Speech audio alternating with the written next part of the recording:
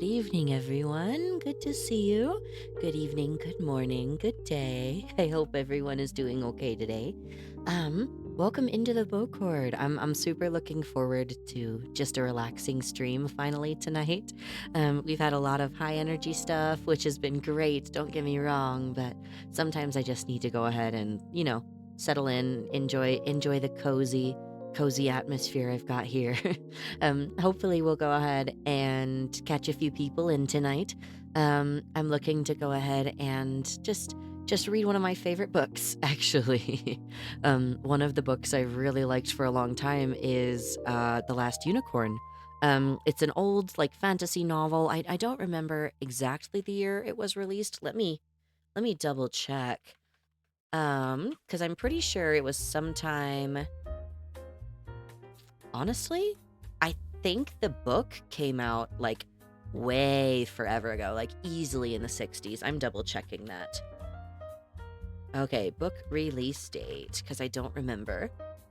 Yeah, 1968. So this is a book that came out almost in the 70s. They did make a film about it that came out in the early 80s. So like just over a decade later, most of the animation team that worked on it moved over to Studio Ghibli. So we've got some good anime vibes from a very good classic fantasy book.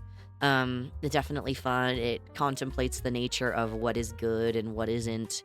And outside of that, it's plain old lovely. It's a cozy book for me, and I'm really excited to go ahead and get started reading. It'll be super fun. Um, Outside of that, though, the jazz music is great, but if we're gonna be doing this appropriately, let's go ahead and check for some new ambience because I think it'll be relaxing. Okay.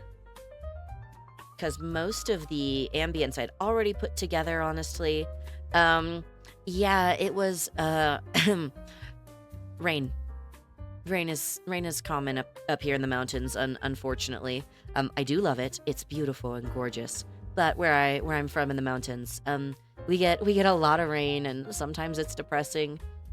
Most of the time though, I enjoy it when it's sunny and it's been a gorgeous day. So we're gonna go ahead and move into that because it's comfy cozy and I'm all for having some extra fireplace sounds. Make sure you all are staying hydrated as we keep going tonight. It'll be definitely important. Hydration is crazy important when you're reading, especially reading aloud.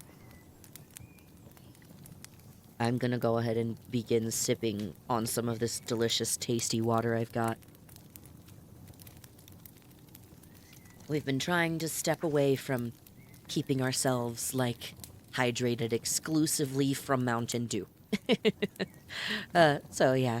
No, let me go ahead and actually put our book cover over here. Let's see, which of the two should we go with? Because I selected two book covers we can display. I can actually go ahead and use the cover for the physical book I'm going to be reading tonight. Let's go ahead and scooch this baby right up here. There we go. Perfecto. Awesome. No, so this is The Last Unicorn. This is one of the wonderful covers of the book. There's lovely artwork for it. I definitely enjoy a lot of the covers I've seen for it. This is the physical copy, the version I have at least. The one I have is a few years old at this point. But it's definitely a good cozy read, so I really do enjoy it. Outside of that, let's go ahead and get into it. Oh, hi Zen. Good morning. Started stream right as I've got a lead to go get Din Din, so I'm here to lurk. Hope the stream goes well. Thank you, friendo. I really appreciate it, Zen. We're just reading today, so it's gonna be cozy, comfy. You'll probably, if you jump back in somewhere around chapter 3. They're not long chapters. It's originally like a children's book. It's maybe 200 pages. Yeah, it's about 250 pages, but they're decent enough chapters, and honestly, we're just gonna be reading today. So yeah, we're gonna go ahead and honestly, I want to get right into it. I've been meaning to reread this book again for the like umpteenth time for a hot minute, so it'll be definitely nice to get started into it. Um, as I can try clearing my throat. Excuse me, forgive me the gross. I do hope you enjoy your dinner though, Zen. Thanks for stopping in. Yeah, I'll catch some of it. Yeah, no worries. We're just doing a cozy reading stream tonight, so feel free to come catch some of it later. I'll go ahead and start probably around chapter 1, unless there's a chapter 0 that I've never read before.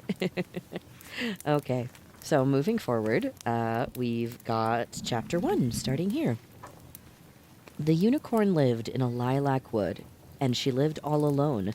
She was very old, though she did not know it, and she was no longer the careless color of sea foam, but rather the color of snow falling on a moonlit night. But her eyes were still clear and unwearied, and she still moved like a shadow on the sea. She did not look anything like a horned horse, as unicorns are often pictured, being smaller and cloven-hoofed, and possessing the oldest, wildest grace that horses never had, that deer have only in a shy, tiny imitation, and goats in dancing mockery. Her neck was long and slender, making her head seem smaller than it was, and the mane that fell almost to the middle of her back was as soft as dandelion fluff and as fine as citrus. She had pointed ears and thin legs, with feathers of white hair at the ankles, and the long horn above her eyes shone and shivered, with its own seashell light, even in the deepest midnight. She had killed dragons with it, and healed a king whose poisoned wound would not close, and knocked down ripe chestnuts for bear cubs. Unicorns are immortal. It is their nature to live alone in one place, usually a forest where there is a pool clear enough for them to see themselves, for they are a little vain, knowing themselves to be the most beautiful creatures in all the world, and magic besides. They mate very rarely, and no place is more enchanted than one where a unicorn has been born. The last time she had seen another unicorn, the young virgins who still came seeking her now and then had called to her in a different tongue. But then she had no idea of months and years and centuries, or even of seasons. It was always spring in her forest, because she lived there, and she wandered all day among the great beech trees, keeping together watch over the animals that lived in the ground and under bushes, in nests and caves, earths and treetops. Generation after generation, wolves and rabbits alike, they hunted and loved and had children and died, and as the unicorn did none of these things, she never grew tired of watching them. One day, it happened that 2 men with long bows rode through her forest, hunting for deer. The unicorn followed them, moving so warily that not even the horses knew she was near. The sight of men filled her with an old, slow, strange mixture of tenderness and terror. She never let one see her if she could help it, but she liked to watch them ride by and hear them talking. "I mislike the feel of this forest," the elder of the 2 hunters grumbled. "Creatures that live in a unicorn's wood learn a little magic of their own in time. Mainly concerned with disappearing, will find no game here." "Unicorns are long gone," the second man said. "If indeed they ever were, this is a forest like any other." "Then why do the leaves never fall here? Or the snow? I tell you, there is one unicorn left in the world. Good luck to the lonely old thing, I say, and as long as it lives in this forest, there won't be a hunter take so much as a titmus home at his saddle. Ride on, you'll see. I know their ways, unicorns." "From books," answered the other. "Only from books and tales and songs. Not in the reign of 3 kings has there ever been a whisper of a unicorn seen in this country or any other. You know more about unicorns than I do. No more than I do, for that matter, for I've read the same books and heard the same stories, and I've never seen one either." The first hunter was silent for a time. and the second whistled sourly to himself. Then the first said, "My great-grandmother saw a unicorn once. She used to tell me about it when I was little." "Oh, indeed, and did she capture it with a golden bridle?" "No, she didn't have one. You don't have to have a golden bridle to catch a unicorn. That's parts the fairy tale. You need only be pure of heart." "Yes, yes," the younger man chuckled. "Did she ride her unicorn then, bareback under the trees, like a nymph in the early days of the world?" "My great-grandmother was afraid of large animals," said the first hunter. "She didn't ride it, but she sat very still, and the unicorn put its head in her lap and fell asleep. My great-grandmother never moved until it woke." "Well then, what did it look like?" "Plainly, describe the unicorn as being ferocious, similar to the rest of its body to a horse, with the head of a deer, the feet of an elephant, the tail of a bear, a deep bellowing voice, and a single black horn, 2 cubits in length, and the Chinese, my great-grandmother said, only that the unicorn had a good smell. She never could abide the smell of any beast, even a cat or a cow, let alone a wild thing, but she loved the smell of the unicorn. She began to cry once telling me about it.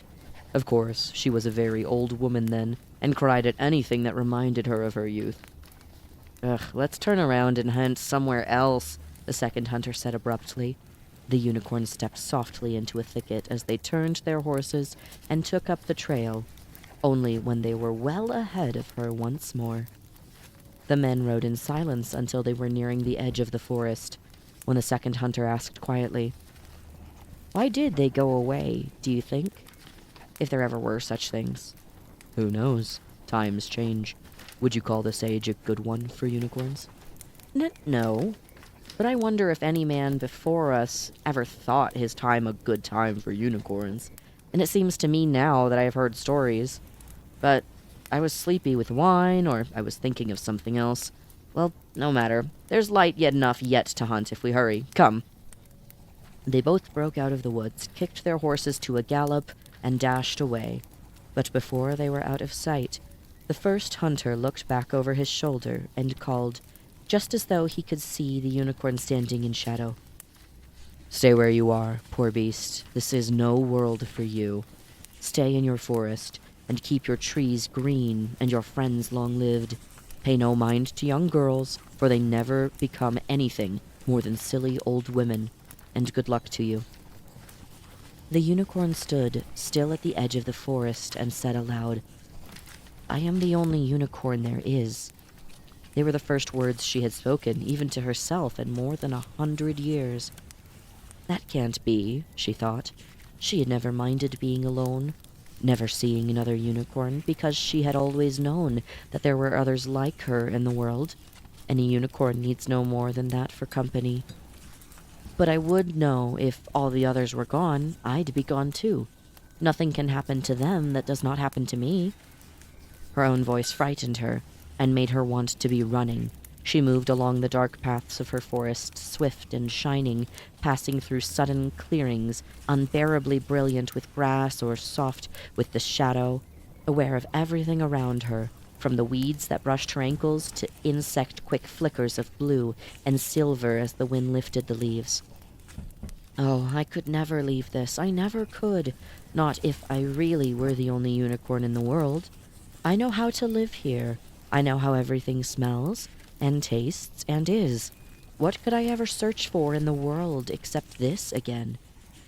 But when she stopped running, at last, and stood still, listening to crows and a quarrel of squirrels over her head, she wondered, but suppose they are hiding together, somewhere far away. What if they're hiding and waiting for me? From that moment of doubt, there was no peace for her. From the time she first imagined leaving her forest, she could not stand in one place without wanting to be somewhere else. She trotted up and down beside her pool, restless and unhappy. Unicorns are not meant to make choices. She said no, and yes, and no again, day and night, and for the first time she began to feel the minutes crawling over her like worms. I will not go, because men have seen no unicorns for a while does not mean they have all vanished. Even if it were true, I would not go. I live here.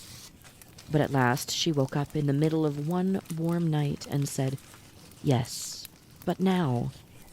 She hurried through her forest, trying to look at nothing and smell nothing, trying not to feel her earth under her cloven hooves. The animals who move in the dark, the owls and the foxes and the deer, raised their heads as she passed by, but she would not look at them. I must go quickly, she thought, and come back as soon as I can. Maybe I won't have to go very far, but whether I find the others or not, I will come back very soon as I can. Under the moon, the road that ran from the edge of her forest gleamed like water, but when she stepped out onto it, away from the trees, she felt how hard it was and how long. She almost turned back, but instead she took a deep breath of the woods air that still drifted to her. My apologies for misreading there, goodness. And held it in her mouth like a flower as long as she could. The long road hurried to nowhere and had no end. It ran through villages and small towns, flat country and mountains, stony barrens and meadows springing out of stones. But it belonged to none of these, and it never rested anywhere. It rushed the unicorn along, tugging at her feet like the tide, fretting at her, never letting her be quiet and listen to the air as she was used to doing.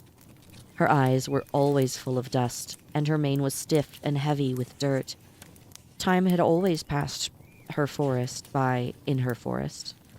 But now it was she who passed through time as she traveled. The colors of the trees changed, and the animals along the way grew heavy coats and lost them again. The crowds crept or hurried before the changing winds, and were pink and gold in the sun or livid with storm.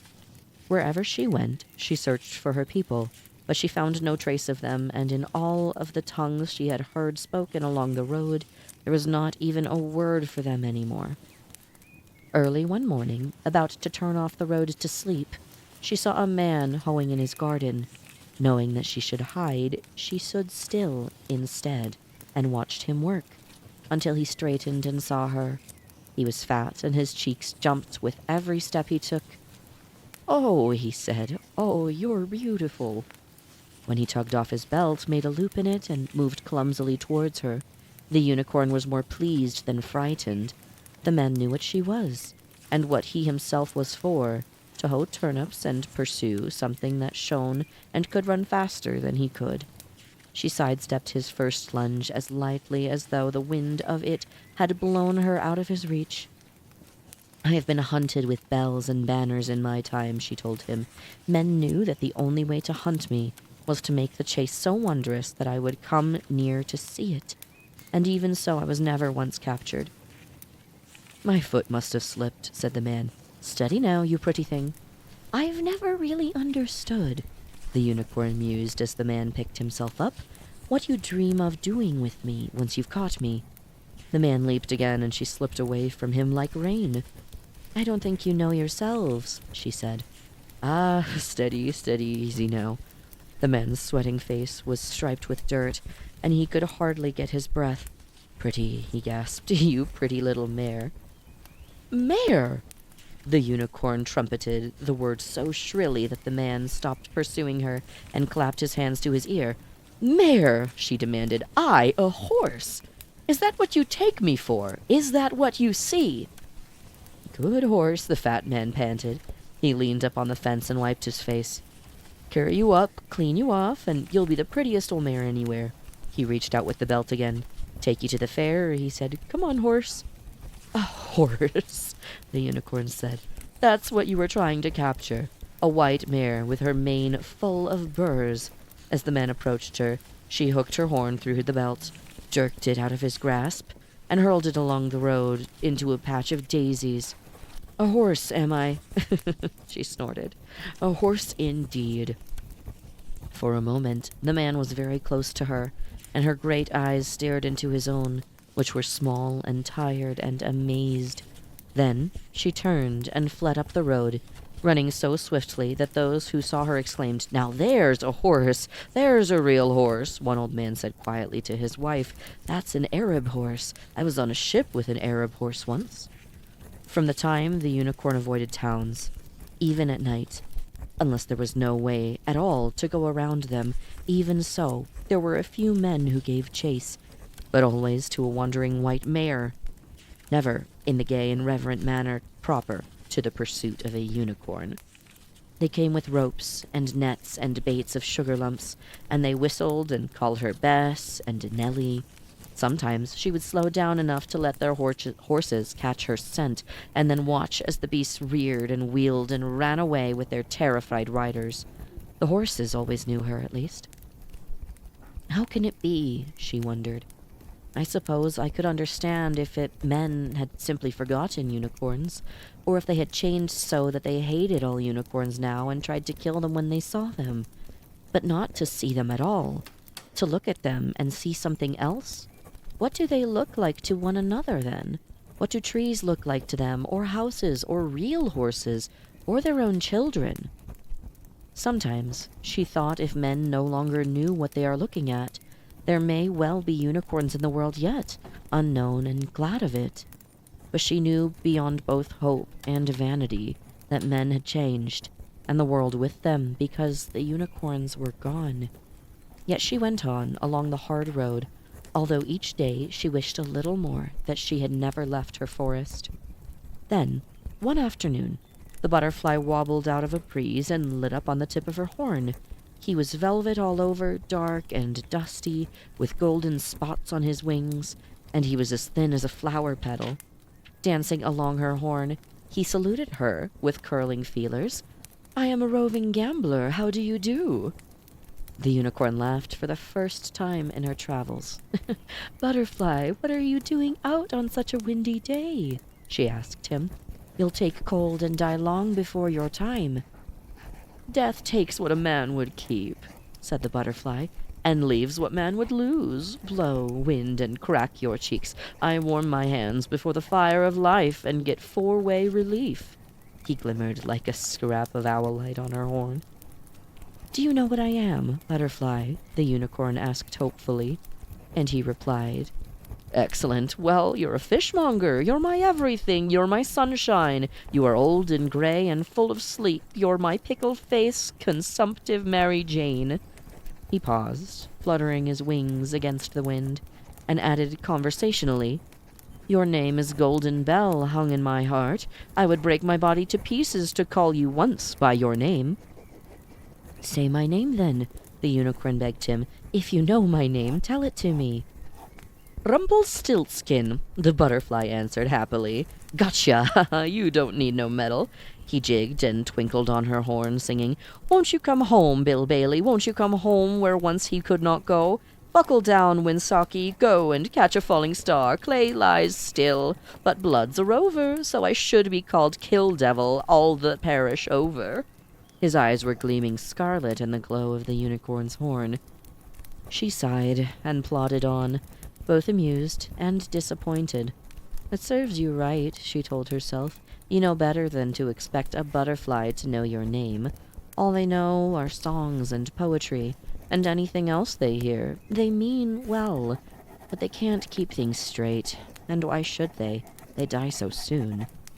The butterfly swaggered before her eyes, singing, "1, 2, 3, Larry," as he whirled, chanting, I'll not carry on comfort, look down that lonesome road, for oh, what damned minutes tell her o'er who dotes, yet doubts. Hasten, mirth, and bring with thee a host of furious fancies, whereof I am commander, which will be on sale for 3 days only, at bargain summer prices. I love you, oh, the horror, and aroint thee, which aroint thee, indeed, and truly you've chosen a bad place to be lame in, willow, willow, willow. His voice tinkled in the unicorn's head like silver money falling. He traveled with her for the rest of the waning day, but when the sun went down and the sky was full of rosy fish, he flew off of her horn and hovered in the air before her. "I must take the A train," he said politely. Against the clouds, she could see that his velvet wings were ribbed with delicate black veins. "Farewell," she said. "I hope you hear many more songs," which was the best way she could think of to say goodbye to a butterfly. But instead of leaving her, he fluttered above her head, looking suddenly less dashing and a little nervous in the blue evening air. "Fly away," she urged him. "It's too cold for you to be out." But the butterfly still dallied, humming to himself. "They ride that horse you call Macedoni," he intoned absent-mindedly, and then, very clearly, "Unicorn, Old French unicorne, Latin unicornis, literally one-horned, unis, one, and cornu, a horn. A fabulous animal resembling a horse with one horn. Oh, I am a cook and a captain bold and the mate of the Nancy brig. Has anyone here seen Kelly?" He strutted joyously in the air, and the first fireflies blinked around him in wonder and grave doubt. The unicorn was so startled and so happy to hear her name spoken at last that she overlooked the remark about the horse. "Oh, you do know me," she cried, and the breath of her delight blew the butterfly 20 feet away. When he came scrambling back to her, she pleaded, "Butterfly, if you really know who I am, tell me if you've ever seen anyone like me. Tell me which way I must go to find them. Where have they gone?" "Butterfly, butterfly, where shall I hide?" he sang in the fading light. "The sweet and bitter fool will presently appear. Christ, that my love were in my arms, and I in my bed again."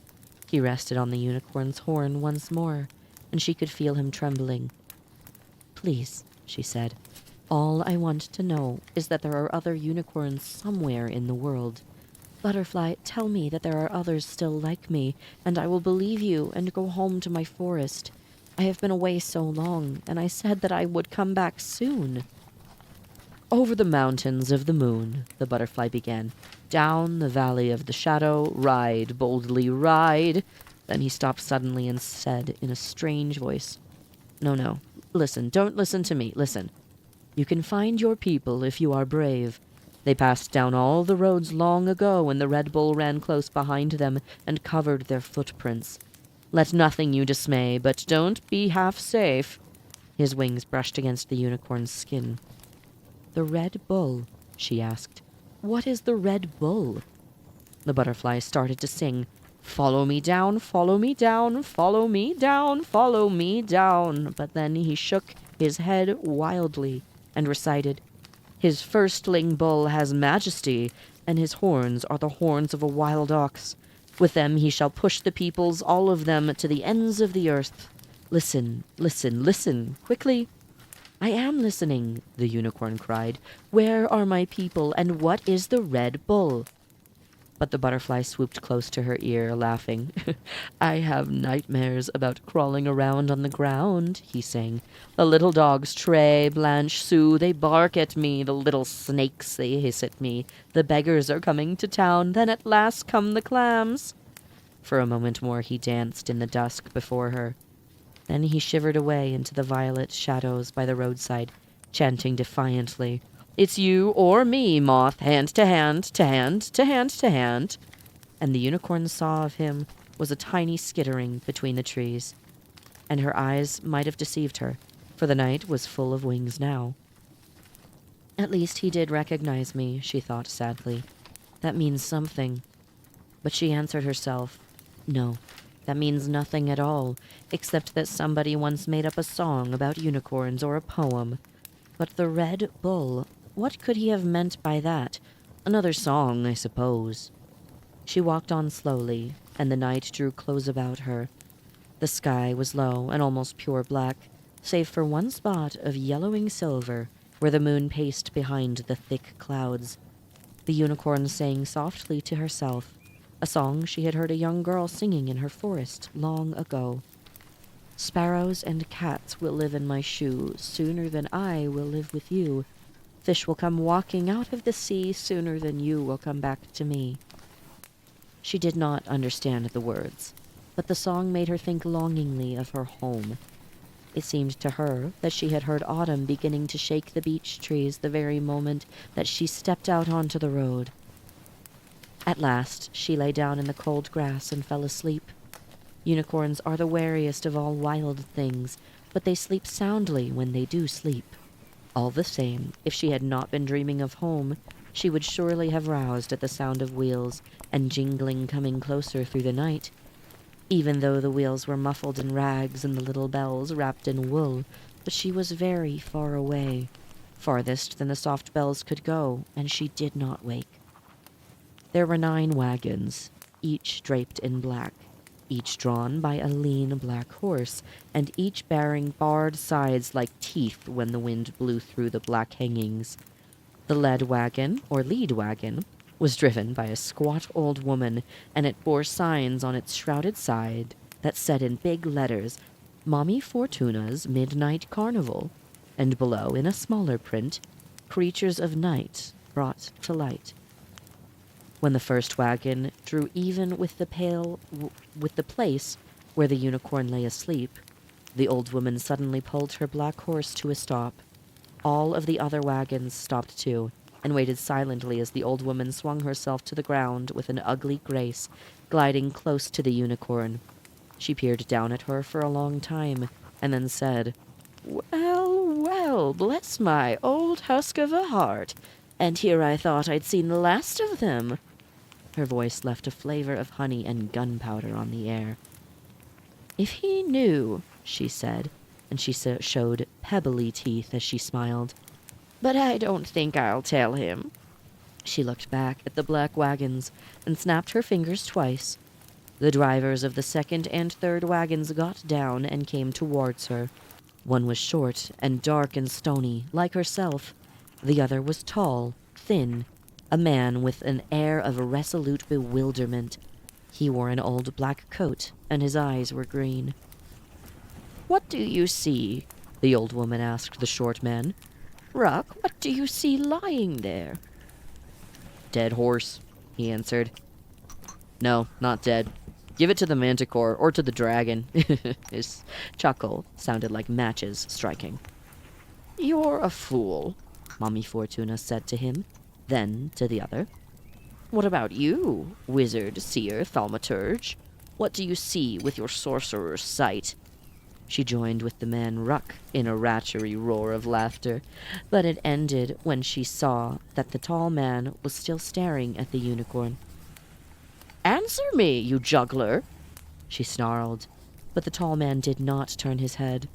The old woman turned it for him, reaching out a crab-like hand to yank his chin around. His eyes fell before her yellow stare. "A horse," he muttered. "A white mare." Mommy Fortuna looked at him for a long time. "You're a fool too, magician," she snickered at last. "But a worse fool than Ruck, and a more dangerous one. He lies only out of greed, but you lie out of fear. Or could it be kindness?" The man said nothing, and Mummy Fortuna laughed all by herself. "All right," she said. "It's a white mare. I want her for the carnival. The 9th cage is empty." "I'll need rope," Ruck said. He was about to turn away, but the old woman stopped her. "The only rope that could hold her," she told him, "would be the cord with which the old gods bound the Fenris wolf. That one was made of fish's breath, bird spittle, a woman's beard, a meowing cat, the sinus of a bear, and one thing more. I remember, mountain roots. Having none of those elements, nor dwarves to weave them for us, we'll have to do the best we can with iron bars. I'll put a sleep on her thus." And Mummy Fortuna's hands knitted the night air while she grumbled a few unpleasant words in her throat. There was a smell of lightning about the unicorn when the old woman had finished her spell. "Now cage her," she said to the 2 men. "She'll sleep till sunrise, whatever racket you make, unless in your accustomed stupidity you touch her with your hands. Take the 9th cage to pieces and build it around her, but beware. The hand that so much as brushes her mane turns instantly to a donkey's hoof, as it deserves to be." She gazed again mockingly at the tall and thin man. "Your little tricks would be even harder for you than they already are, wizard," she said, wheezing. "Get to work. There's not much dark left." When she was well out of earshot, sliding back into the shadow of her wagon, as though she had just come out to mark the hour, the man named Ruck spat and said curiously, "Now, I wonder what's worrying the old squid. What would it matter if we touched the beast?" The magician answered him in a voice almost too soft to be heard. The touch of a human hand would wake her out of the deepest sleep the devil himself could lay on her, and Mommy Fortuna's no devil. She'd like us to think so, the dark man sneered. Donkey hooves, ha! Letty thrust his hands deep into his pocket. Why would the spell be broken? It's just an old white mare. But the magician was walking away towards the last of the black wagons. Hurry, he called over his shoulder. It will be day soon. It took them the rest of the night to pull down the 9th cage, bars and floor and roof, and then put it back together around the sleeping unicorn. Ruck was tugging at the door to make sure that it was securely locked when the gray trees in the east boiled over and the unicorn opened her eyes. The 2 men slipped hurriedly away, but the tall magician looked back in time to see the unicorn rise to her feet and stare at the iron bars, her low head swaying like the head of an old white horse. Okay, that was chapter 1. Thank you for bearing with me while my poor brain stuttered. Welcome in, Jesse. Good to see you. I noticed you in chat earlier, but was in the middle of reading, so welcome in. Good to see you, friend. We're gonna take a quick water break because hydration is important. Ah, there we go. Some good water there. It's almost a little bit too cold for me. Goodness, at the very least my engine will heat it up rather quickly. Okay. I'm gonna go ahead and hop into chapter 2 really quickly if everyone's cool with that. If not, I think we're gonna hop in anyways because I'm enjoying this. It's really fun to actually read on stream to people. I'm having fun. Anyways, moving on to chapter 2.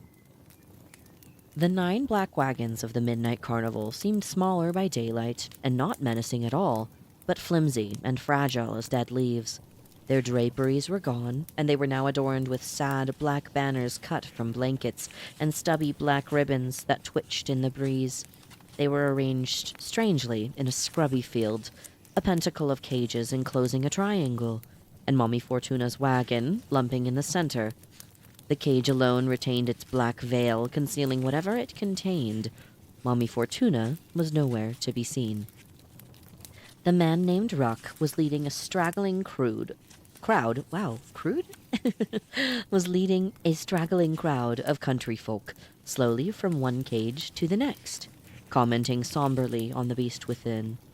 This here's the manticore, man's head, lion's body, tail of a scorpion, captured at midnight, eating werewolves to sweeten its breath, creatures of night brought to light.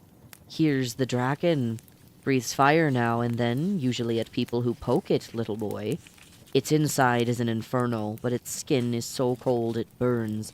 The dragon speaks 17 languages badly, and is subject to gout. The satyr, ladies, keep back. A real troublemaker, captured under curious circumstances, revealed to gentlemen only for a token fee after the show. Creatures of night, standing by the unicorn's cage, was one of the inner 3. The tall magician watched the procession proceeding around the pentacle. I shouldn't be here, he said to the unicorn. The old woman warned me to stay away from you. He chuckled pleasantly. She's mocked me from the day I joined her, but I have made her nervous all that time. The unicorn hardly heard him. She turned and turned in her prison, her body shrinking from the touch of the iron bars all around her. No creature of man's night loved cold iron, and while the unicorn could endure its presence, the murderous smell of it seemed to turn her bones to sand and her blood to rain. The bars of her cage must have had some sort of spell on them, for they never stopped whispering evilly to one another in clawed, pattering voices. The heavy lock giggled and whined like a mad monkey. Tell me what you see, said the magician, as Mommy Fortuna had said it to him. Look at your fellow legends, and tell me what you see. Ruck's iron voice came clanging through the afternoon. Gatekeeper of the underworld, 3 heads and a healthy coat of vipers, as you can see, last seen above ground in the time of Hercules. who dragged him up under one arm, but we lured him to the light again with the promise of a better life. Cerberus. Look at those 6 cheated red eyes. You may look into them again one day. This way to the Midgard serpent, this way. The unicorn stared through the bars at the animal in the cage. Her eyes were wide with disbelief. "It's only a dog," she whispered. "It's a hungry, unhappy dog, with only one head and hardly any coat at all. The poor thing. How could they even take it for Cerberus? Are they all blind?" "Look again," the magician said. "And the satyr," the unicorn continued. "The satyr is an ape, and an old ape with a twisted foot. The dragon is a crocodile, much more likely to breathe fish than fire, and that great manticore is a lion, a perfectly good lion, but no more monstrous than the others. I don't understand." "It's got the whole world in its coils," Ruck was droning, and once more the magician said, "Look again." Then, as though her eyes were getting used to the darkness, the unicorn began to perceive a second figure in each cage. They loomed hugely over the captives of the midnight carnival, and yet they were joined to them, stormy dreams sprung from a grain of truth. So there was a manticore, famine-eyed, slobber-mouthed, roaring, curving his deadly tail over his back until the poison spine lolled and nodded just above his ear. And there was a lion too, tiny and absurd by comparison. Yet they were the same creature. The unicorn stamped in wonder. It was so in all the other cages. The shadow dragon opened his mouth and hissed harmless fire to make the gapers gasp and cringe, while hell's snake-furred watchdog howled triple dooms and devastations down on his betrayers, and the satyr limped leering to the bars and beckoned young girls to impossible delights right there in public. As for the crocodile, the ape, and the sad dog, they faded steadily before the marvelous phantoms, until they were only shadows of themselves, even to the unicorn's undeceived eyes. "This is a strange sorcery," she said. "There's more meaning than magic to this." The magician laughed with pleasure and great relief. Well said indeed. I knew the old horror wouldn't dazzle you with her 2-penny spells." His voice grew hard and secret. "She's made a 3rd mistake now," he said. "And that's at least 2 too many for a tired old trickster like yourself. The time draws near." "The time draws near," Ruck was telling the crowd, as though he had overheard the magician. "Ragnarok. On that day, when the gods fall, the serpent of Midgard will split a storm of venom at great Thor himself, till he tumbles over like a poisoned fly. And so he waits for Judgment Day, and dreams about the part he'll play. It may be so, I couldn't say. Creatures of night brought to light." The cage was filled with snake. There was no head to it, and no tail. Nothing but a wave of tarnished darkness rolling from one end of the cage to the other, but leaving no room for anything but its own thunderous breathing. Only the unicorn saw, coiled in a corner, a baleful boa, brooding, perhaps, over its own judgment on the midnight carnival. But it was tiny and dim as the ghost of a worm in the serpent's shadow. A wondering Gawk stuck his hand and demanded of Ruck, "If this big snake do be coiled around the world, as you say, how come you don't have a piece of it in your wagon? And if it can shatter the sea just by stretching itself, what's to keep it from crawling off wearing your whole show like a necklace?" There were murmurs of agreement, and some of the murmurs began to back warily away. "I'm glad you asked me that, friend," Ruck said with a scowl. "It just so happens that Midgard's serpent exists in another space from ours, another dimension. Normally, therefore, he's invisible, but dragged into our world, as Thor hooked him once, but showed clear as lightning, which also visits us from somewhere else, where it might look quite different. And naturally, he might turn nasty if he knew that a bit of his tummy sack was on view daily at Sundays and mummies for..." Whoa, I can talk. Goodness. Forgive me a moment. My brain is frying. Oh, gosh. Ugh, there we go. Okay. Gonna try that sentence one more time because I'm a disaster, and it's fun. And naturally he might turn nasty if he knew that a bit of his tummy slack was on view daily and Sundays in Mummy Fortuna's midnight carnival. But he don't know. He's got other things to think about than what becomes of his belly button and what take our chances, as do you all, on his continued tranquility. He rolled and stretched the last word like dough, and his hearers laughed carefully. Spells of seeming, the unicorn said. She cannot make things. Nor truly change them, added the magician. Her shabby skills lies in disguise. And even that knack would be beyond her if it weren't for the eagerness of those gulls, those marks, to believe whatever comes easiest.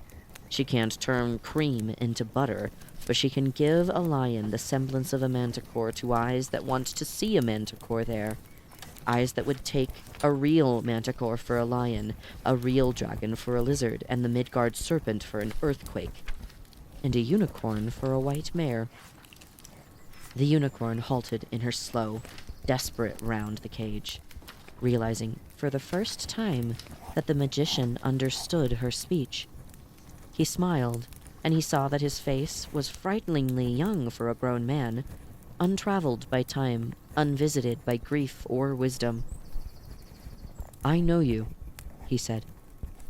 The bars whispered wickedly between them. Ruck was leading the crowd to the inner cages now. The unicorn asked the tall man, Who are you? I am called Schmedrick the magician, he answered. You won't have heard of me. The unicorn came very near to explaining that it was hardly for her to have heard of one wizard or another, but something sad and valiant in his voice kept her from it. The magician said, I entertain the sightseers as they gather for the show. Miniature magic, sleight of hand, flowers to flags and flags to fish, all accompanied by persuasive patter and a suggestion that I could work more ominous wonders if I chose. It's not much of a job, but I've had worse. And I'll have better one day. This is not the end. But the sound of his voice made the unicorn feel as though she were trapped forever, and once more she began pacing her cage, moving to keep her heart from bursting with the terror of being closed in. Ruck was standing before a cage that contained nothing but a small brown spider weaving a modest web across the bars. Arachne of Lydia, he told the crowd. Guaranteed the greatest weaver in the world. Her fate's the proof of it. She had the bad luck to defeat the goddess Athena in a weaving contest. Athena was a sore loser, and Arachne is now a spider, creating only for Mummy Fortuna's midnight carnival by special arrangement. A warp of snow and a woof of flame, and never any two the same, Arachne. Strung on the loom of iron bars, the web was very simple and almost colorless, except for an occasional rainbow shiver where the spiders scuttled out on it to put a thread right. But it drew the onlooker's eyes, and the unicorn's eyes as well, back and forth, and steadily deeper, until they seemed to be looking down into great rifts in the world, black fissures that widened remorselessly, and yet would not fall into pieces as long as Arachne's web held the world together. The unicorn shook herself free with a sigh, and saw the real web again. It was very simple, and almost colorless. It isn't like the others, she said. No, Schmedrick agreed grudgingly, but there's no credit due to Mummy Fortuna for that. You see, the spider believes. She sees those cat cradles herself and thinks them her own work. Belief makes all the difference to magic like Mummy Fortuna's. Why, if that troop of witlings withdrew their wonder, there'd be nothing left of all her witchery but the sound of a spider weeping, and no one would hear it. The unicorn did not want to look into the web again. She glanced at the cage closest to her own, and suddenly felt the breath in her body turning to cold iron. There sat upon an oaken perch a creature with the body of a great bronze bird and a hag's face, clenched and deadly as the talons with which she gripped the wood. She had the shaggy round ears of a bear, but down her scaly shoulders, mingled with the bright knives of all her plumage, there fell hair the color of moonlight, thick and youthful around the hating human face. She glittered, but to look at her was to feel the light going out of the sky. Catching sight of the unicorn, she made a queer sound like a hiss and a chuckle together. The unicorn said quietly, "This one is real. This is the harpy Ceolano." Schmedrick's face had gone the color of oatmeal. "The old woman caught her by chance," he whispered, "asleep as she took you, but it was an ill fortune, and they both know it. Mommy Fortuna's craft is just sure enough to hold the monster, but its mere presence is wearing all her spells so thin that in a little time she won't have power enough left to fry an egg. She should never have done it, never meddled with a real harpy, a real unicorn. The truth melts her magic, always, but she cannot keep from trying to make it serve her. But this time, Sister of the Rainbow, believe it or not, they heard Ruck braying to the odd onlookers. Her name means the Dark One, the ones whose wings blacken the sky before a storm. She and her two sweet sisters nearly starved the King Phineas to death by snatching and befouling his food before he could eat it. But the Sons of the North Wind made them quit that, didn't they, my beauty? The harpy made no sound, and Ruck grinned like a cage himself. "She put up a fiercer fight than all the others put together," he went on. "It was like trying to bind all hell with a hair, but Mummy Fortuna's powers are great enough even for that. Creatures of night brought to light. Polly want a cracker?" A few in the crowd laughed. The harpy's talons tightened on her perch until the wood cried out. "You'll need to be free when she frees herself," the magician said. "She mustn't catch you caged." "I dare not touch the iron," the unicorn replied. "My horn could open the lock, but I cannot reach it. I cannot get out." She was trembling with the horror of the harpy, but her voice was quiet and calm. Smedrick the magician drew himself up several inches taller than the unicorn would have thought possible. "Fear nothing," he began grandly. "For all my air of mystery, I have a feeling heart." But he was interrupted by the approach of Ruck and his followers, grown quieter than the grubby gang who had giggled at the manticore. The magician fled, calling back softly, "Don't be afraid. Schmedrick is with you. Do nothing till you hear from me." His voice drifted to the unicorn, so faint and lonely that she was not sure whether she actually heard it or only felt it brush against her. It was growing dark. The crowd stood in front of her cage, peering in at her with a strange shyness. Ruck said, "The unicorn," and stepped aside. She heard hearts bounce, tears brewing, and breath going backward, but nobody said a word. By the sorrow and loss and sweetness in their faces, she knew that they recognized her, and she accepted their hunger as her homage. But she thought of the hunter's great-grandmother, and wondered what it must be like to grow old and to cry. "Most shows," said Ruck after a time, "would end here for what they could possibly present after a genuine unicorn, but Mummy Fortuna's Midnight Carnival holds one more mystery yet. A demon more destructive than the dragon, more monstrous than the manticore, more hideous than the harpy, and certainly more universal than the unicorn." He waved his hand towards the last wagon, and the black hangings began to wriggle open, though there was no one pulling them. "Behold her!" Ruck cried. "Behold the last and the very end. Behold Ellie!" Inside the cage, it was darker than the evening, and cold stirred behind the bars like a live thing. Something moved in the cold, and the unicorn saw Ellie, an old, bony, ragged woman who crouched in the cage, rocking and warming herself before a fire that was not there. She looked so frail that the weight of the darkness should have crushed her, and so helpless and alone that the watchers should have rushed forward in pity to free her. Instead, they began to back silently away, for all the world as though Ellie were stalking them. But she was not even looking at them.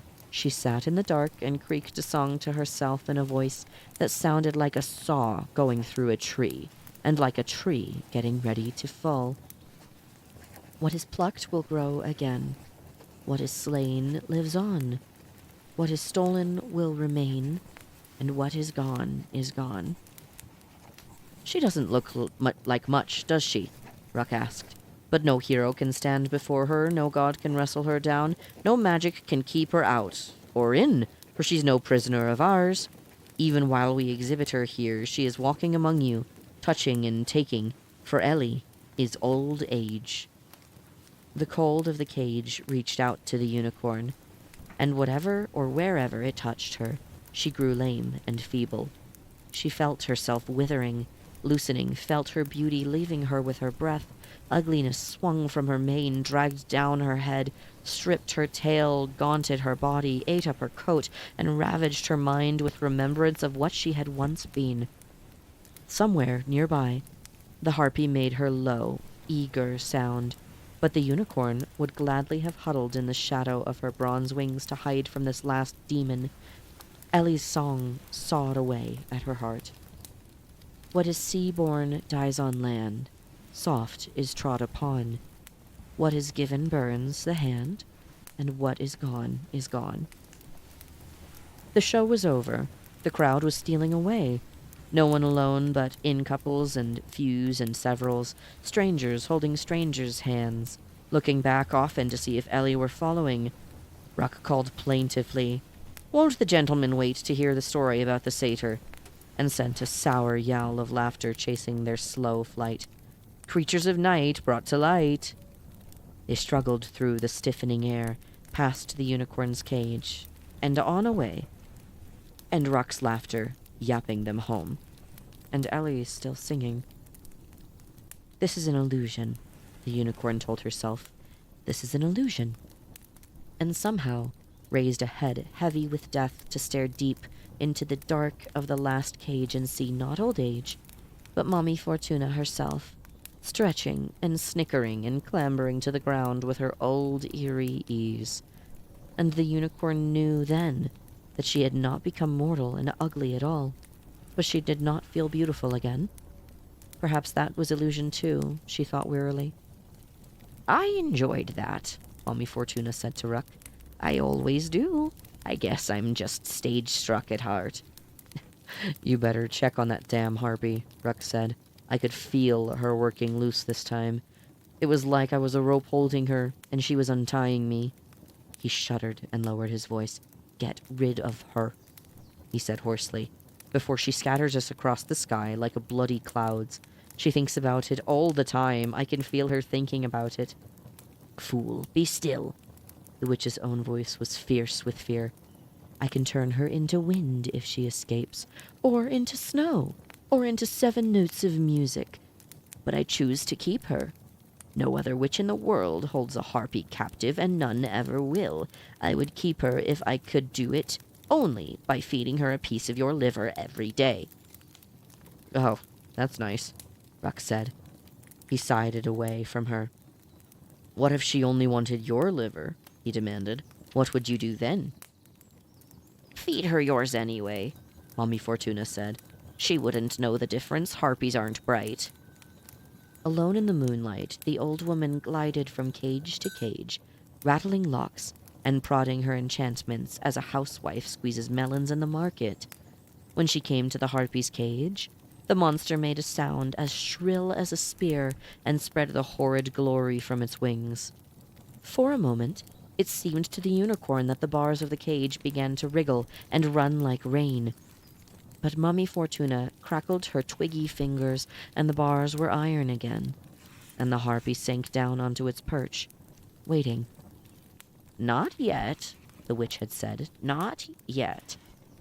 They stared at each other with the same eyes. Mummy Fortuna said, You're mine. If you kill me, you're mine.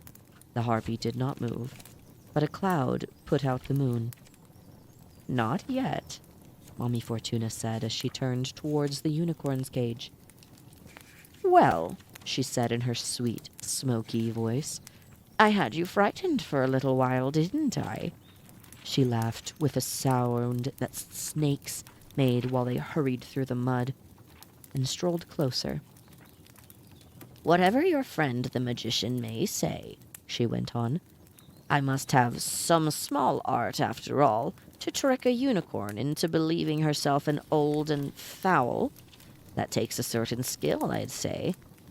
And is it a two-penny spell that holds the Dark One prisoner? No other till I, the unicorn replied. Do not boast, old woman. Your death sits in that cage and hears you. Yes, Mommy Fortuna said calmly, but at least I know where it is. You were out on the road hunting for your own death, she laughed again. And I know where that one is too, but I spared you the finding of it, and you should be grateful for that. Forgetting where she was, the unicorn pressed forward against the bars. They hurt her, but she did not draw back. The Red Bull, she said. Where can I find the Red Bull? Here's time for a joke. It's probably at your local convenience store. The Red Bull is at your local convenience store. Probably. That's the guess. I don't think that's what they were going for when this book came out in the 60s. But it's at the convenience stores. I would check there. Moving on. Mummy Fortuna stepped very close to the cage. The Red Bull of King Haggard, she muttered. So you know of the bull. She showed 2 of her teeth. Well, he'll not have you, she said. You belong to me. The unicorn shook her head. You know better, she answered gently. Free the harpy while there is time, and set me free as well. Keep your poor shadows if you will, but let us go. The witch's stagnant eyes blazed up so savagely bright that a ragged company of luna moths off to a night's revel fluttered straight into them and sizzled into snowy ashes. I'd quit show business first, she snarled. Trudging through eternity, hauling my homemade horrors. Do you think that was my dream when I was young and evil? Do you think I chose this meaner magic? Sprung of stupidity because I never knew the true witchery. I play tricks with dogs and monkeys because I cannot touch the grass, but I know the difference, and now you ask me to give up the sight of you, the presence of your power. I told Ruck I'd feed his liver to the harpy if I had to, and so I would. And to keep you, I'd take your friend Smedrick. And she raged herself to gibberish, and at that last sentence, she finally reached silence. Speaking of livers, the unicorn said, real magic can never be made by offering up someone else's liver. You must tear out your own, and not expect to get it back. The true witches know that. A few grains of sand rustled down Mommy Fortuna's cheek as she started and stared at the unicorn. All witches weep like that. She turned and walked swiftly towards her wagon, but suddenly she turned again and grinned her rubbly chin.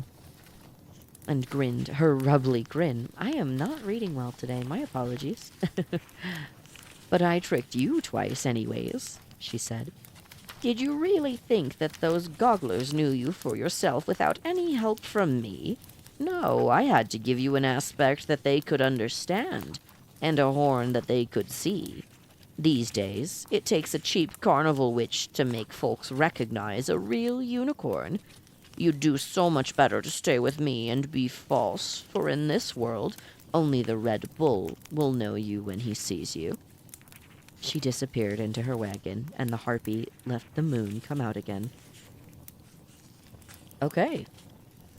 We've made it past chapter 2, and we met Mommy Fortuna.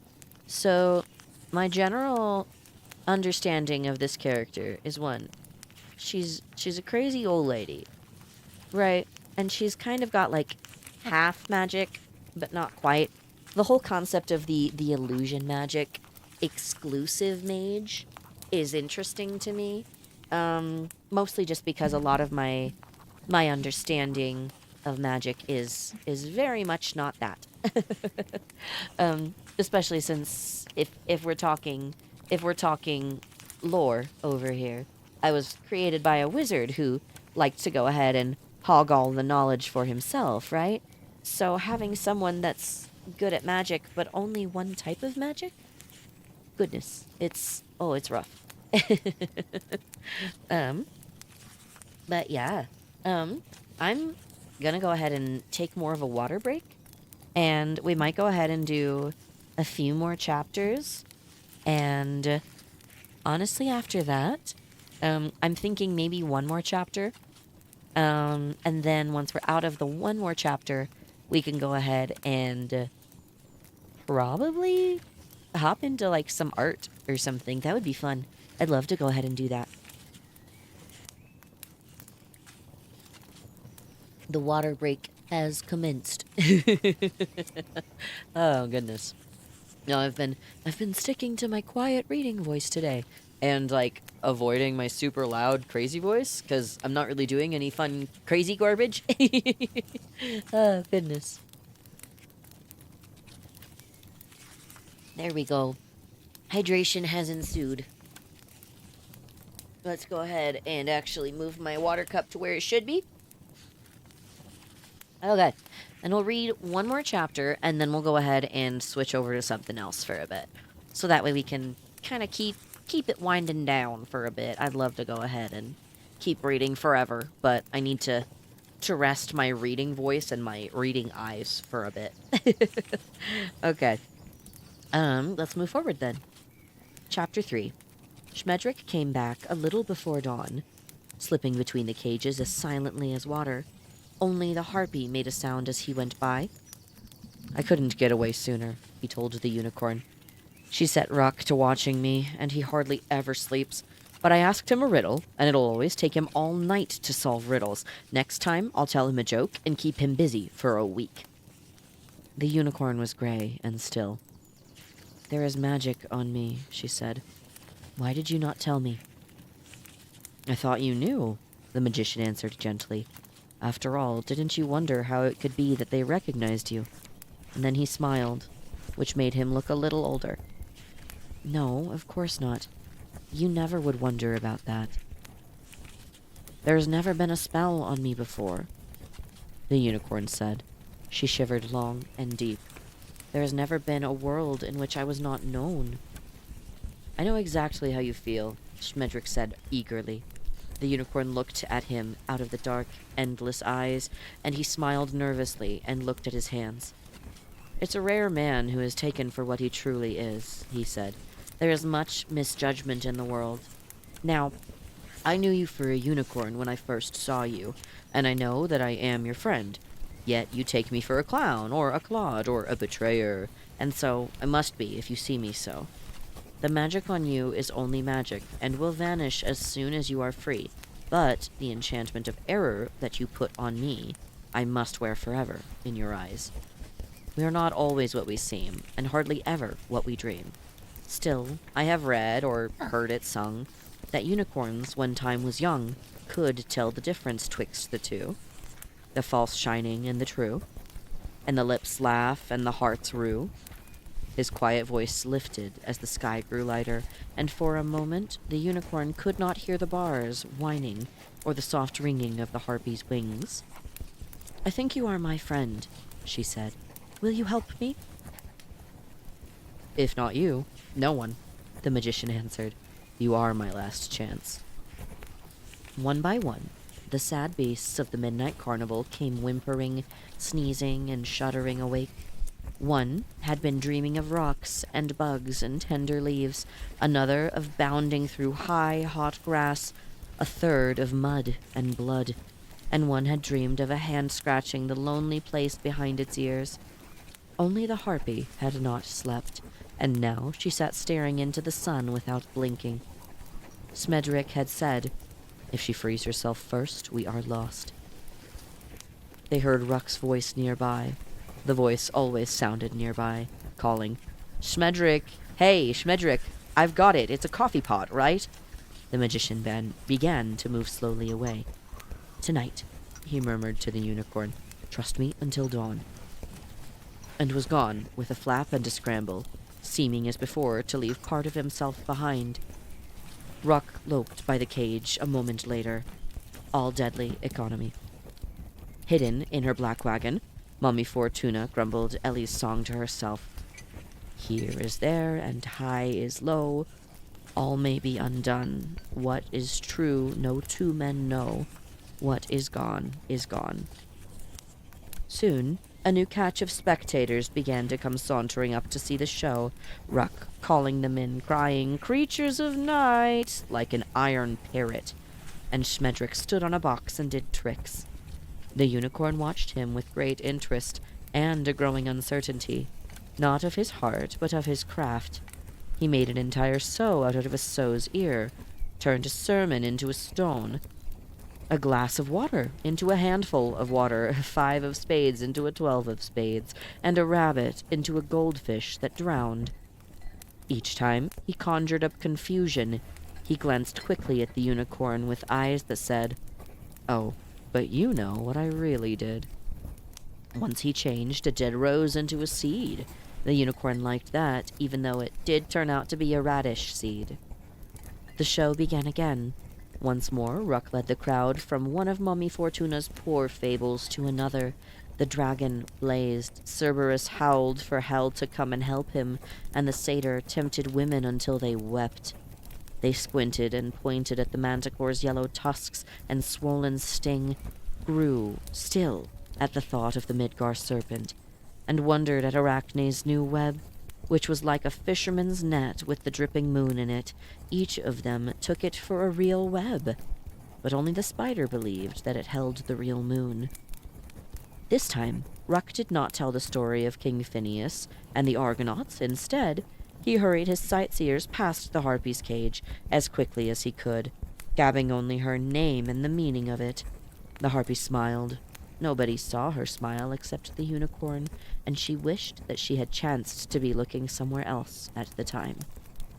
When they stood in front of her cage, gazing silently at her, the unicorn thought bitterly, "Their eyes are so sad.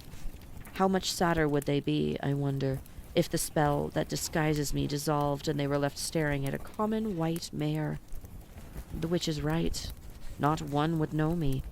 But then a soft voice, rather like the voice of Smedrick, the magician, said inside of her, "But their eyes are so sad." And when Ruck shrieked, "Behold the very end!" and the black hangings slithered back to reveal Ellie, mumbling in the cold and the darkness, the unicorn felt the same helpless fear of growing old that set the crowd to flight. Even though she knew that it was only Mummy Fortuna in the cage, she thought the witch knows more than she knows she knows. Night came quickly, perhaps because the harpy hurried it on. The sun sank into dirty clouds like a stone into the sea, and with about as much chance of rising again, and there was no moon or any stars. Mummy Fortuna made her gliding rounds of the cages. The harpy did not move when she drew near, and that made the old woman stand and stare at her for a long while. "Not yet," she muttered at last. "Not yet." But her voice was weary and doubtful. She peered briefly at the unicorn, her eyes a stir of yellow in the greasy gloom. "Well, one day more," she said in a cackling sigh, and turned away again. There was no sound in the carnival after she was gone. All the beasts were asleep, save the spider who wove, and the harpy who waited. Yet the night creaked tighter and tighter until the unicorn expected it to split wide open, ripping a seam down the sky to reveal more bars, she thought. Where is the magician? At last, he came hurrying through the silence, spinning and dancing like a cat in the cold, stumbling over shadows. When he reached the unicorn's cage, he made a joyful bow to her and said proudly, "Schmendrick is with you."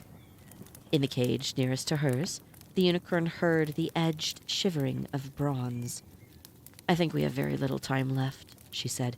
"Can you truly set me free?" The tall man smiled, and even his pale, solemn fingers grew merry. "I told you that the witch has made 3 great mistakes.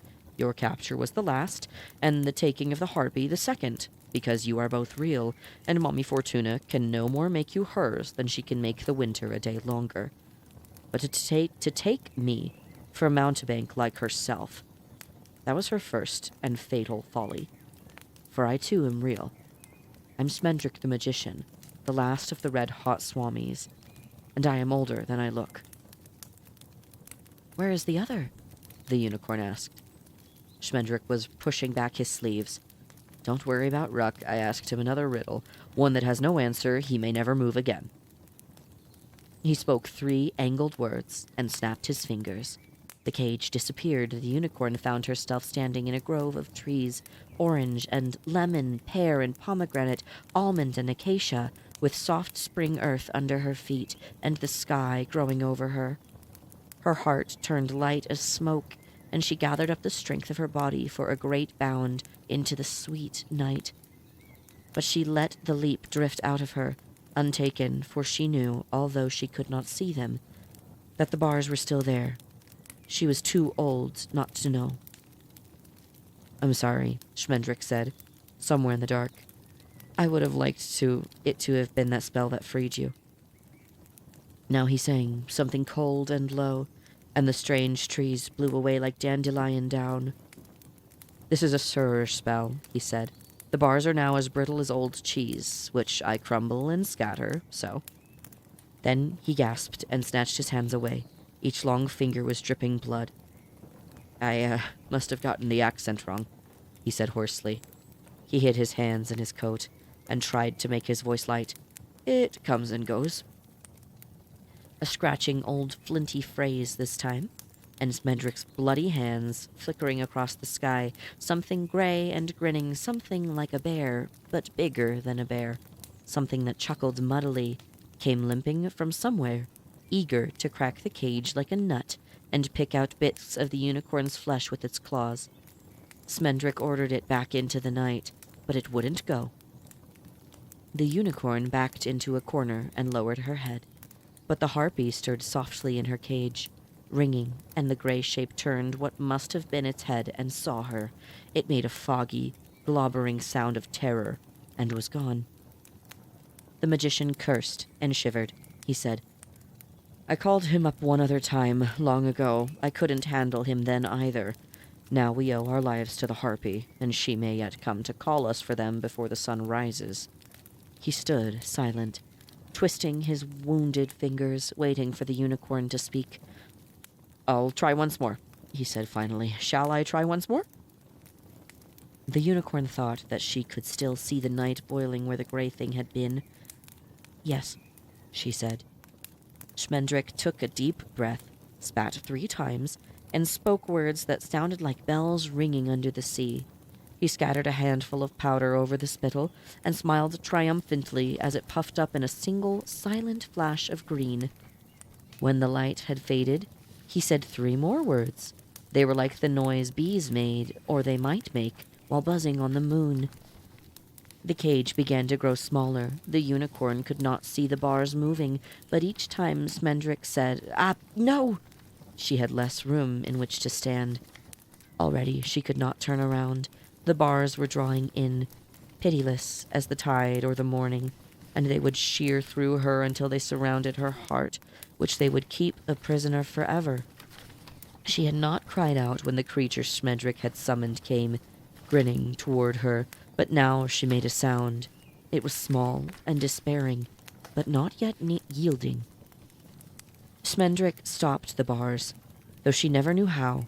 If he spoke any magic, she had not heard it, but the cage stopped shrinking a breath before the bars touched her body. She could feel them all the same, each one like little cold wind, meowing with hunger. But they could not reach her. The magician's arms fell to his sides. I dare no more, he said heavily. The next time, I might not be able... His voice trailed miserably away, and his eyes were defeated as his hands. The witch made no mistake in me, he said. Try again, the unicorn said. You are my friend. Try again. But Smendrick, smiling bitterly, was fumbling through his pockets in search of something that clicked and clinked. I knew it would come to this, he muttered. I dreamed it differently, but I knew. He brought out a ring, from which dangled several rusty keys. You deserve the services of a great wizard, he said to the unicorn.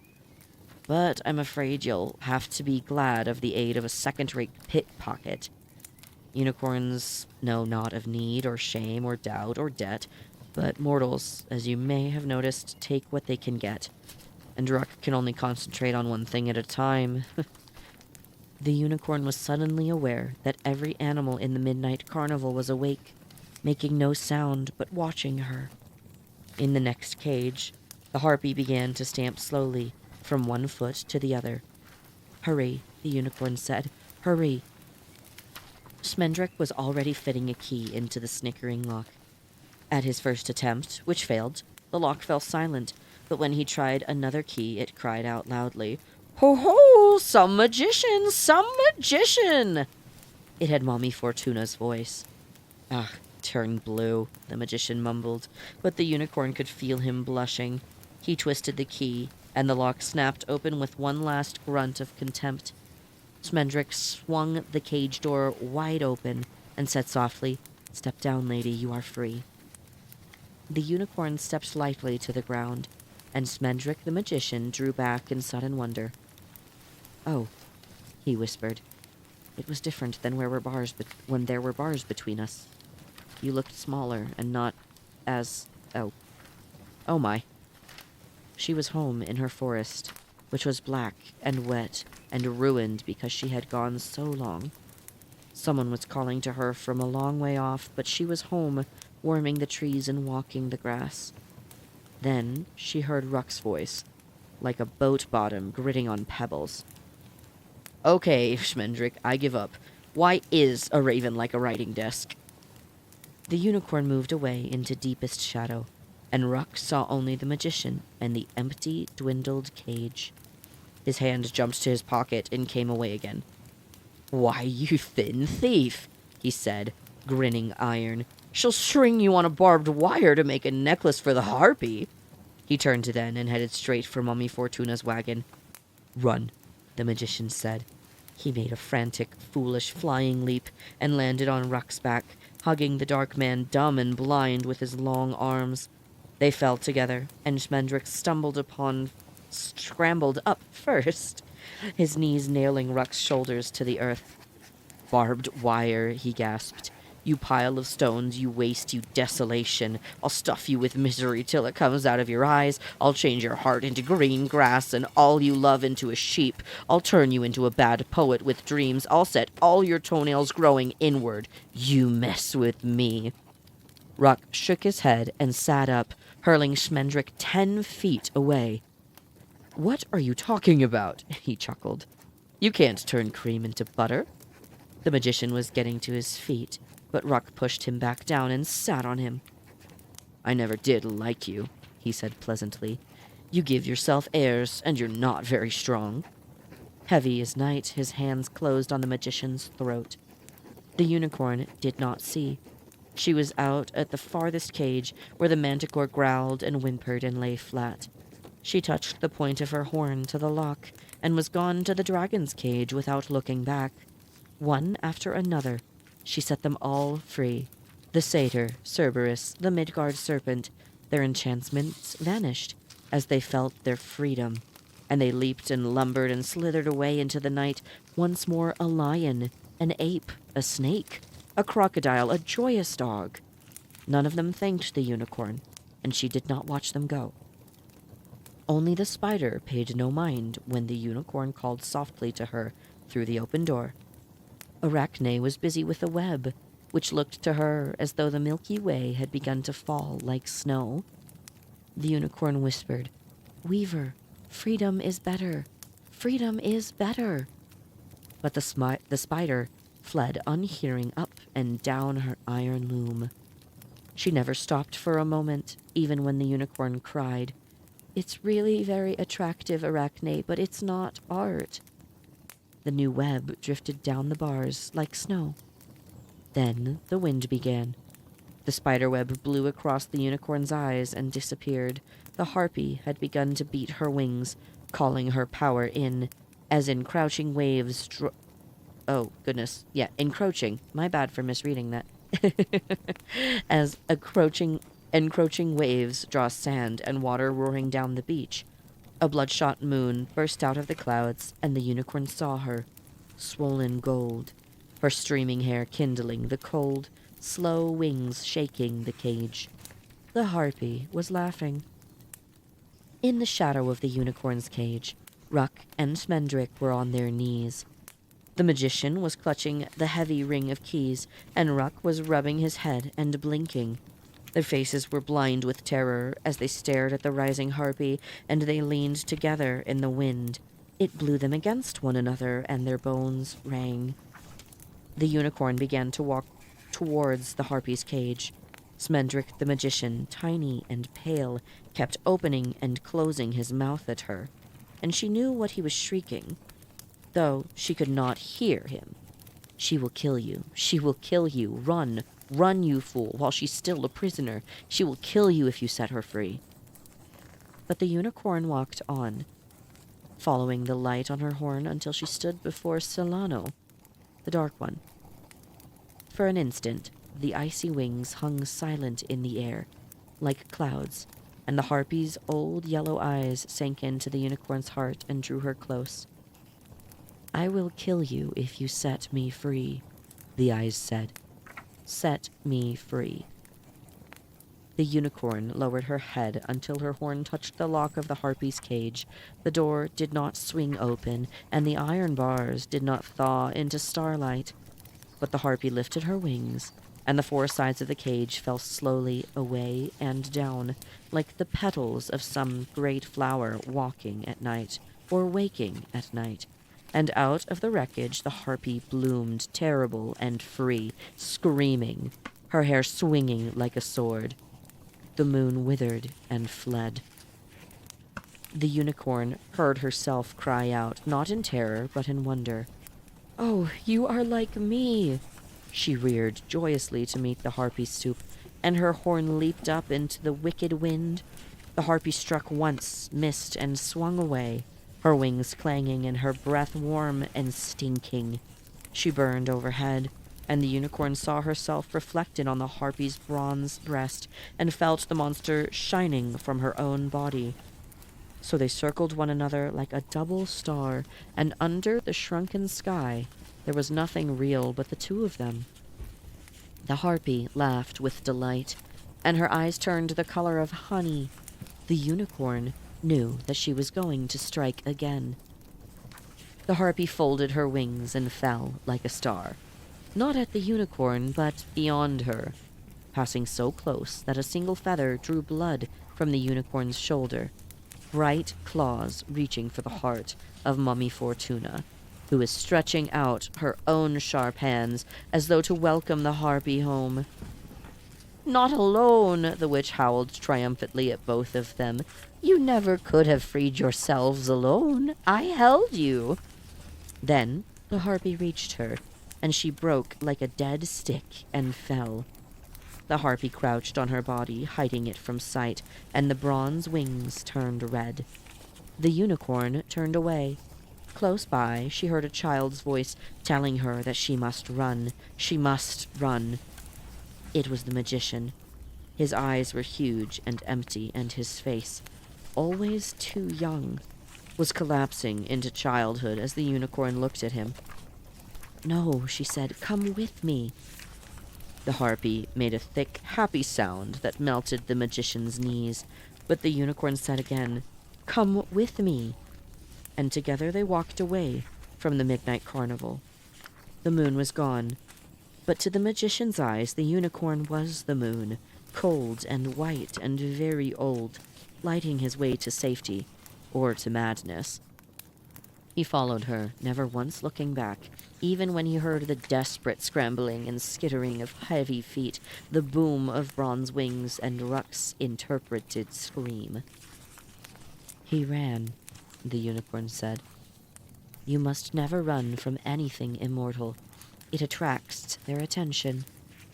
Her voice was gentle and without pity. "Never run," she said. "Walk slowly, and pretend to be thinking of something else. Sing a song, say a poem, do your tricks, but walk slowly, and she may not follow. Walk very slowly, magician." So they fled across the night together, step by step, the tall man in black and the horned white beast.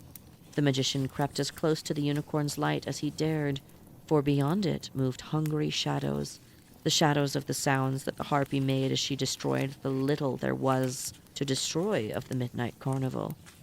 But another sound followed them after these had faded, followed them into the morning on the strange road, the tiny, dry sound of a spider weeping. Okay, that was chapter 3. Oh my goodness, I need a proper stretch. Gosh. Gosh golly. Mummy Fortuna's carnival is wild. Let's go ahead and swap over to something a little different. Let's see. How much cozy do we want to go ahead and enjoy? Because right now, I'm really enjoying the ambience. However, jazz. I'm all for it. No, but I'm so glad that I was able to read a little bit of that with you guys. The Last Unicorn, again, it's one of my personal favorite books. I really enjoy it. It's beautifully written, and I forgive my stuttering a little bit there. I do have one of those when I'm reading too fast for my mouth to catch up with. So forgive me a little bit. I promise I'm trying. I promise I'm trying. I'm doing my very best. Please don't hate me for it. Outside of that though, let's go ahead. What should we play? Honestly, there's a game that my younger sibling has been so very much bothering me to play. I'm gonna go ahead and try playing A Little to the Left today. So we'll go ahead and switch over to that and just leave it with leave a comfy, cozy stream vibe going, you know? We'll go ahead and keep that going. I'm all for that. Reading and organizing. There we go. We'll go ahead and change the title here. Their stream title is updated, and we are going to go ahead and change the game a little to the left. Perfect. Awesome. Okay. Let's go ahead and update that. Wonderful.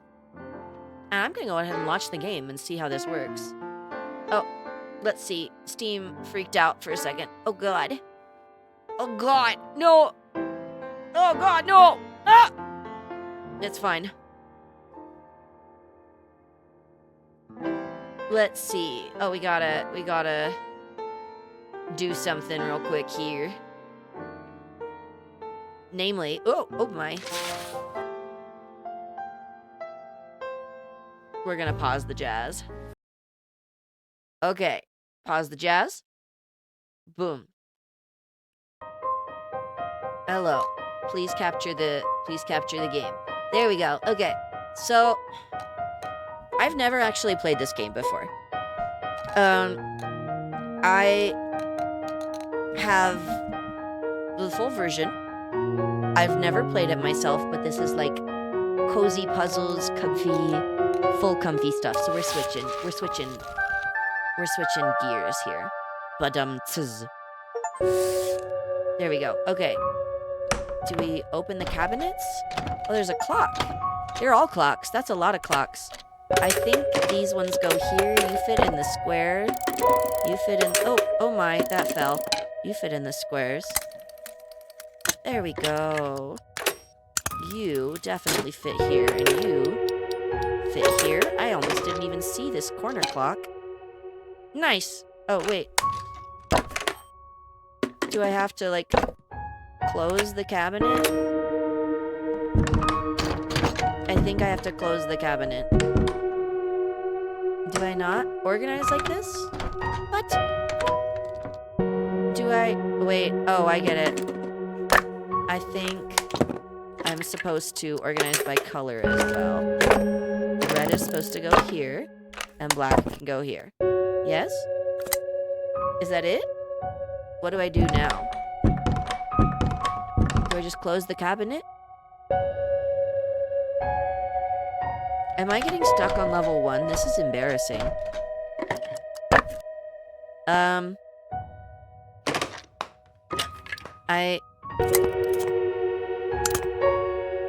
Okay. Great. What do I do now?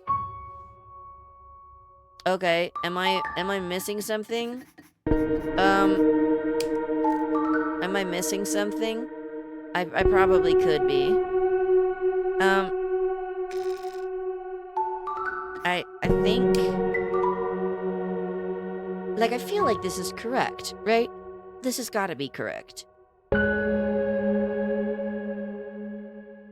Unless this doesn't belong. Or, like, do I organize by color? Oh, God, no. Do I organize by... I can't organize by color. Am I organizing by time? I feel like I should be organizing, because that looks correct with the way those are angled. What? That's a try. Oh, I understand now. Okay, this is sneaky.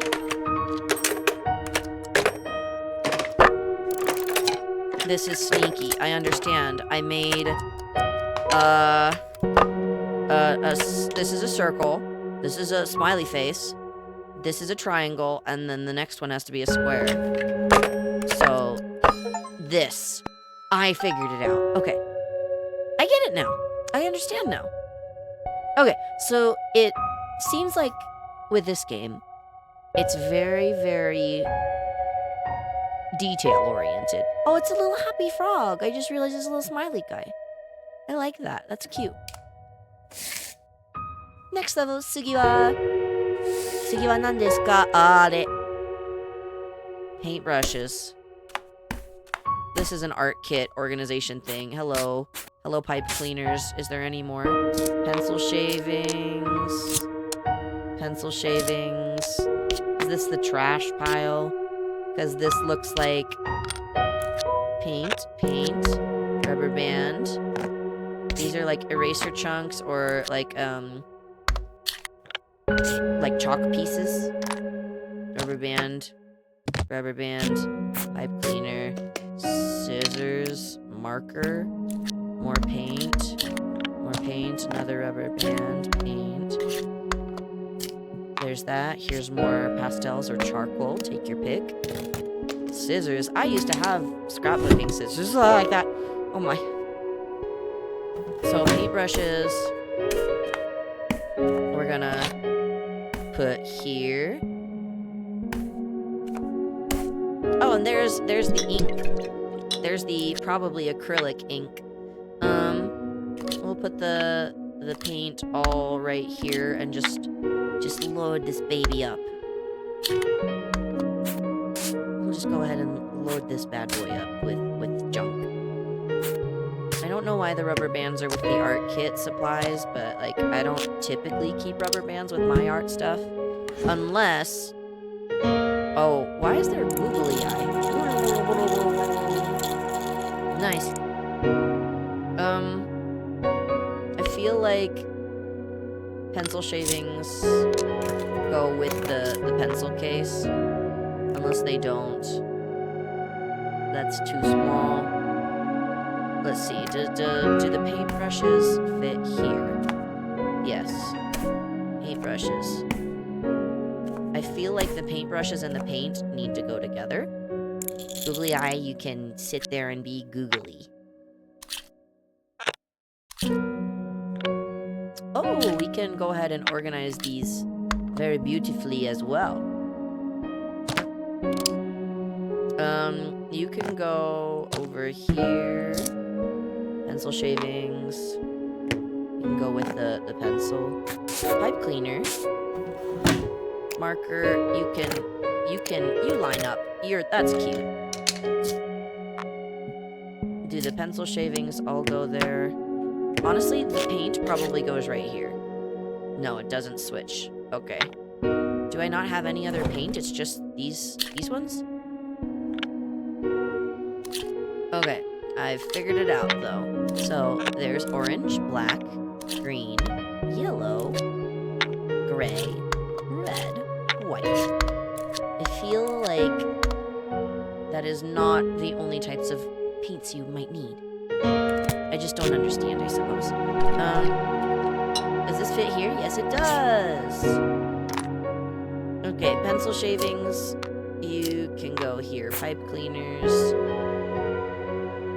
Where can the pipe cleaners go, I guess? These are as good a spot as any. The googly eye should go with them, though. We've got rubber bands, which can go, like, in here.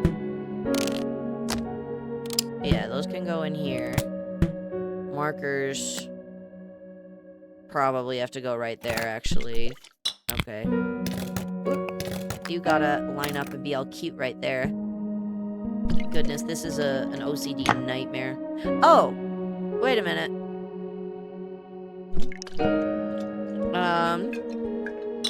I promise, I put together enough art kits. This is our crafty supplies. This can all go right here. Yeah, that makes more sense. I like that. This actually makes a little more sense. There we go. Beautiful. Look at that. That's perfect. The googly eye, he can stay. He can live there. The acrylic ink probably goes by the paintbrushes. Meaning, this probably keeps all of these. Unless... But we'll go over it. That's beautiful. This is correct. There's no way I think this is wrong. Boom.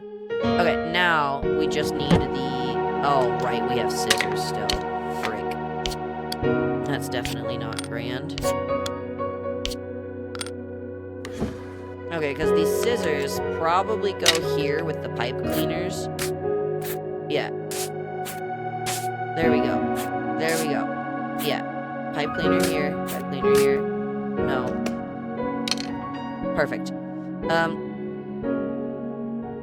Do the pastels? Yes, they do. Look at that. Look at this. We're size organizing. We're organ-sizing things. Organ-sizing? I don't think that's correct.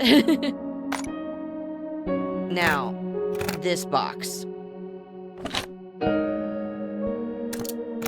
Do I organize them in a circle? I think I have to, yeah. Because gray, black, orange, green. Unless these just go in the trash. Are there any other containers I'm missing? Because this side is, like, for me, it's super correct, especially based on the shading. Because you've got the shadows on the right-hand side over here, and highlights on the left-hand side for both. And it doesn't matter where things are. These ones are the same as well. Do these just not go in the case? Like, I'd assume they have to. Oh, wait a second. Does it go on both sides of the... this? No. This? No. This? Maybe. I think this is the appropriate response to having pencil shavings. Is organize like a madman. Like this. Like that. Like, this looks right. This looks correct. Is it just ever so slightly on the wrong side? Or, like... What am I missing? I'm not missing anything, right? This looks... Oh, the brushes. They're not size organized. Figured it out. We got it. The brushes are size organized now. Amazing. I guess I'm not that particular, so... I'm learning this. I'm learning more and more about myself. Ooh, fountain pens. I love fountain pens. Snake. This one belongs with this cap. This, I don't know about all of these, but this one goes here. This one, I think, belongs with this cap. Nope, that is not correct. This one goes with that cap, right? Okay.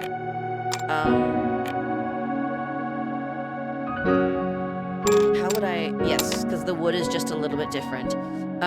We'll go ahead and organize sizes differently in a second, but right now, that goes there, this goes here, this goes here. Great. Okay, so now we've got... Oh, it's organized by band numbers. There we go.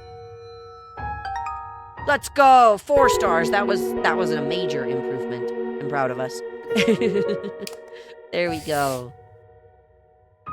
Okay. Oh my, we're pressing flowers now. That's a lot of flowers to sort through. Lavender. Let's see. Where do all of these go? Because right now, this one goes here. You go somewhere else. You also go somewhere else. Oh my, there's a lot of flowers. Oh, some of these are, like, partially finished. That one, like, this has to go here. And probably as part of this. Yes, it is. This one... goes here. Oh my. Where does this little guy go? Or I guess medium-sized guy. There we go. There's the medium-sized guy. Little guy goes here.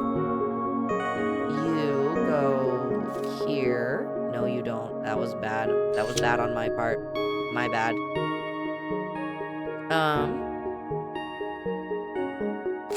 This one goes here. This goes here.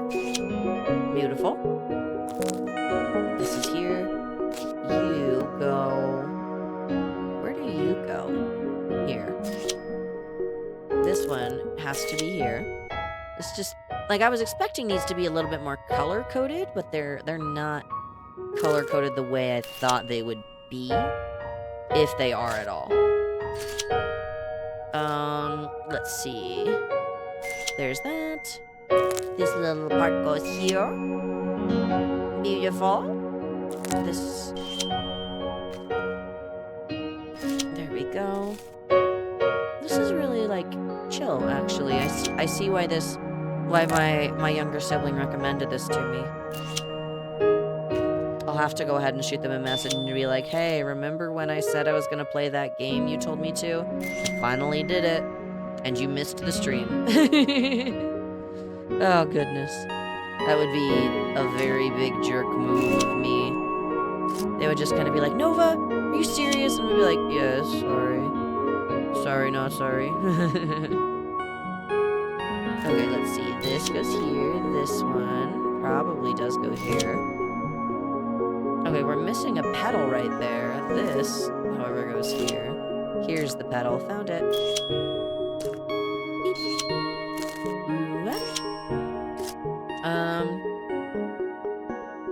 That does not go there. Where? Oh, here it is. Goes here. This goes here. And this goes here. This... Do we have other stuff? Oh. Here. And I'm missing a flower. There? Hello? Oh, this one is not there. I'm missing one right here. Where? Here it is. Boom. Got it. I got 1 star. I'm slow at this game, but it's fine. I'm sure it would be much faster if you had, like, a drawing tablet connected to your game screen. My game screen is not my drawing tablet screen connected, capable right now. Oh my. Oh no. It's my nightmare. I don't like cleaning supplies. This one needs to be at the top because it's...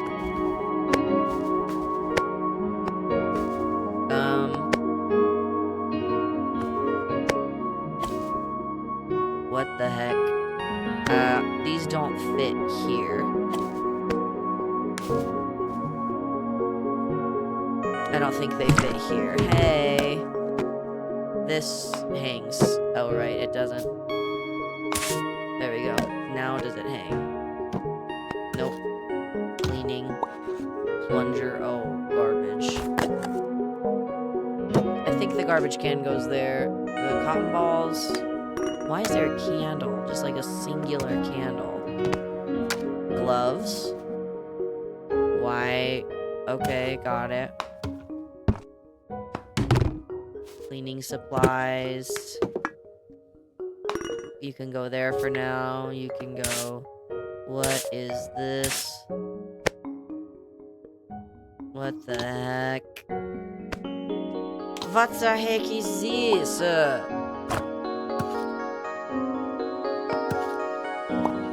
Oh, God. See, I'm gonna assume, like, the chemicals...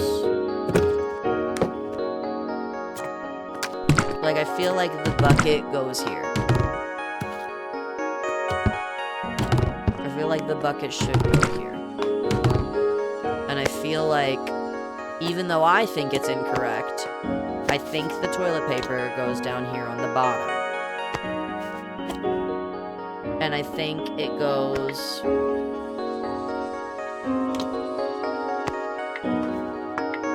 Oh, my bad. I think it goes in, like, order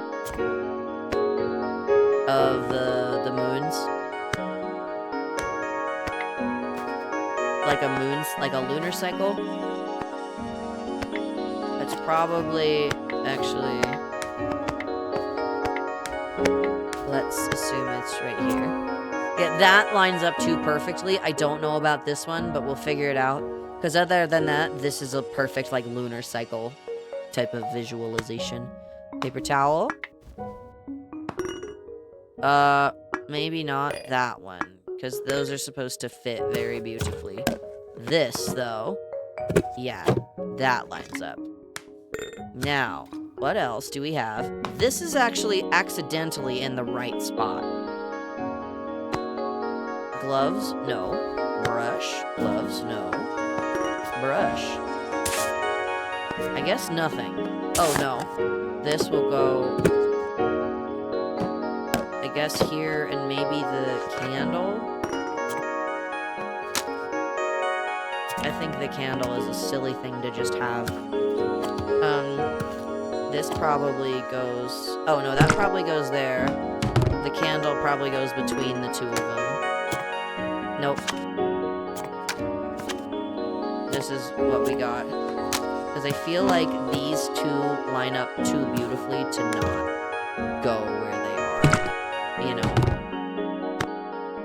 However, what the heck? Does the brush hang?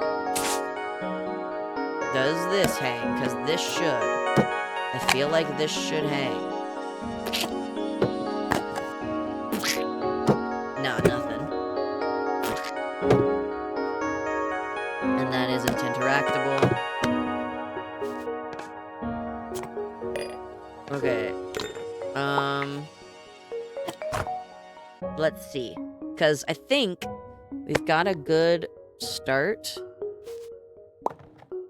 to whatever goes where. I do think this is tall enough that it kind of has to go there. The brush, maybe the bucket.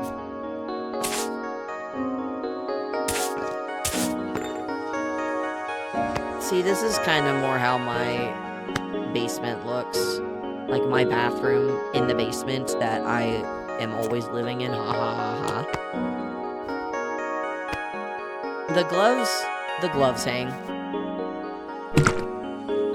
Oh my god, the gloves hang. Found it. Okay, so now... Does the brush go over here? It might. We're gonna try scooching this a little closer. No.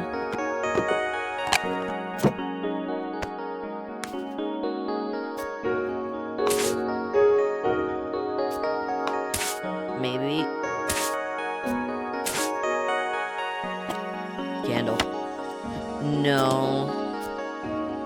Because the bucket has to go somewhere, right? Where does the bucket go? Or does the recycling bin go somewhere different? That's correct. No, the recycling bin is too beautiful right there. Maybe the cotton swabs go here and the bucket goes here. No, those are... Oh, wait a minute. Wait a minute. What if... There we go. That fits much better. And this goes under the sink.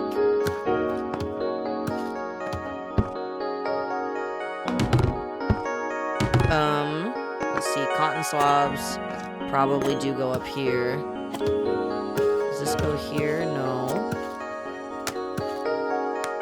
The bucket clicked into place there. So this goes here, and the candle goes here. Finally! Oh, God. I'm puzzling my brain away today. It's fine. We're enjoying the cozy. We're embracing the cozy. Hello? Oh, there's the fur baby. Don't attack the tummy, but can I... Oh, I guess I'm... Is that it? That's the level? Oh, 10 out of 10. Oh, no. This is less 10 out of 10. Who eats whole stalks of celery for lunch? Jeez. Appy slices. Cracker. Boom. Boom. Sandwich. Why is there another sandwich with a chunk taken out of it?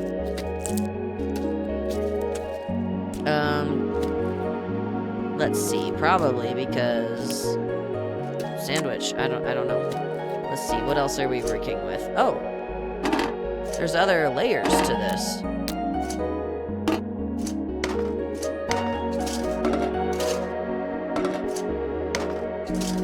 What the heck?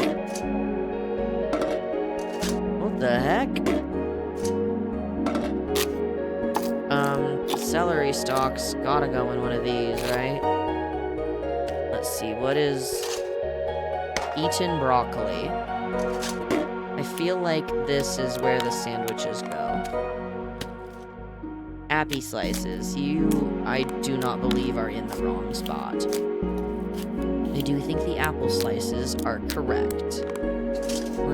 Oh, I guess it's just crackers. Let's not break those. Sandwich, stay where you are. No, stay. Perfect. Thank the Lord. Okay, there we go. And now we do crackers. Boom, boom, boom, boom. Perfect. I feel like the sugar snap peas are gonna go here. Yeah. Sugar snap peas. Maybe this is more the direction they go in. No, it would have been the other way. I liked that way much more. Visually, this looks better. Oh, there's another one. Oh, there's another one. I will call that good. Broccoli. Do the crackers all go on the bottom?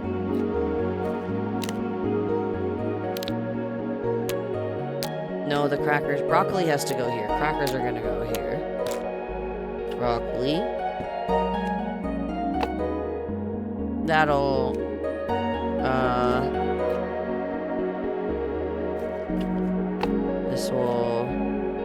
This is intended to match very well. Here we go. Maybe I figured it out. Hello. Nope. There we go. Beautiful. Broccoli, sandwiches, sugar snap peas. I am content with those. Hi, Kenyo. Hello, hello. Aw, calling me a cutie. How dare you? You... Get ready for the pun. You sly fox. Game volume is louder than you by a bit. I am being pretty quiet, but thank you so much. Let's go ahead and try this. There we go. Thank you for letting me know. Yes, there we go. But yeah, exactly. No, it's good to see you, Kenyo. How have you been? Have you been streaming tonight? No, and much better. That's good. Okay, very glad that I'm not blowing everyone's eardrums out. Because, like, there's fun ways to do that, and then there's also not so fun ways to do that. Okay, let's... Because these little cracker guys are gonna have to line up beautifully. There we go. Me and my 1-star job of doing this game. Yeah, just finished. Oh, that's good. You were doing more Sonic, trying to get the game done. Oh, that's great. No, I was reading earlier, so you did miss more of my glorious voice. But we were reading The Last Unicorn earlier. Why is there a safety mitt? It looks like an oven mitt and a cheese grater. What? Oh my. Oh my. And a... Oh my. I can't tell if this is a kitchen or if this is like a... Like, I can't tell if this is a kitchen or if we're going to be, like, murdering someone. Oh my. Oh my. Oh my. Oh my, these knives are gonna be the easiest part about this, because these are gonna just be in sharpness order, or size order. Wow, sharpness order? How can I tell if they're sharp? Yeah, hi, Jesse's back too. Yeah, no, you have an amazing voice, Lamau. Aw, thank you. No, I do think I have a pretty chill voice. I get complimented on it a lot. It's definitely, it's nice. I like being able to just kind of chillax, you know? Why does it only, can I use 2? I can, okay, that's good. Let's see, soup ladle. Nope, that's the wrong spot. Nope, that's the wrong spot. What is even supposed to go here? Probably not this. Rolling pin. Oh. Goes on top. Why does it... Does it... Let's see. What am I working with? Up top here. What are we working with? Nothing. Okay. So, lovely. I stopped by briefly earlier and then got distracted. No, yeah, now it's EP time. Sorry I couldn't be around for a long time. Oh, no, it's okay. Don't worry about it, Jesse. No, I was reading earlier and now we're playing a more cozy game to kind of finish up stream. So I figured it would be a good comfy spot for people to stop in, say hello if they wanted to, but without any pressure to, you know? Soup spoon. Where does the soup spoon go? Rolling pin. Where the F am I supposed to put a rolling pin? Here. Oh my god, that's what those are for. Okay, I understand now. This probably does go here. It's where it was left. No, the glove probably goes there, actually. This might go here. Yeah, that lines up too beautifully. This isn't going to fit anywhere except here. Soup spoon. Not here. Not here. Probably here. Meat cleaver. Probably here. Scissors. Oh, that was kind of a bit, but, let's see. This one, no. This one, no. This probably does go here. No. This has to go here, though. Scissors do not go there. Scissors do not go there. Okay, let's see. What else are we working with? Unless the cheese grater goes up here, which might make more sense. Yeah, and then the scissors hang right here. But then the soup spoon doesn't make sense either. Unless this goes here. Oh, it does. Oh, I'm a fool. That way their angles all line up beautifully, though. Ta-da! What did I goof? What did I mess up? Is this not correct? Is the cheese grater not correct? Like, I feel like this is all right. Are these on... Oh, these are on different sides. Okay, I understand now. There. Beautiful. The angles. Mwah. Immaculate.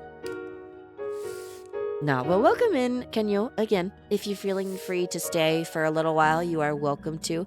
If you need to calm down after stream, totally okay as well. No pressure to stay. Oh god, what am I supposed to do with the twisty ties? This goes here. Let's see. Oh, my soup spoon. There should be another soup spoon somewhere, right?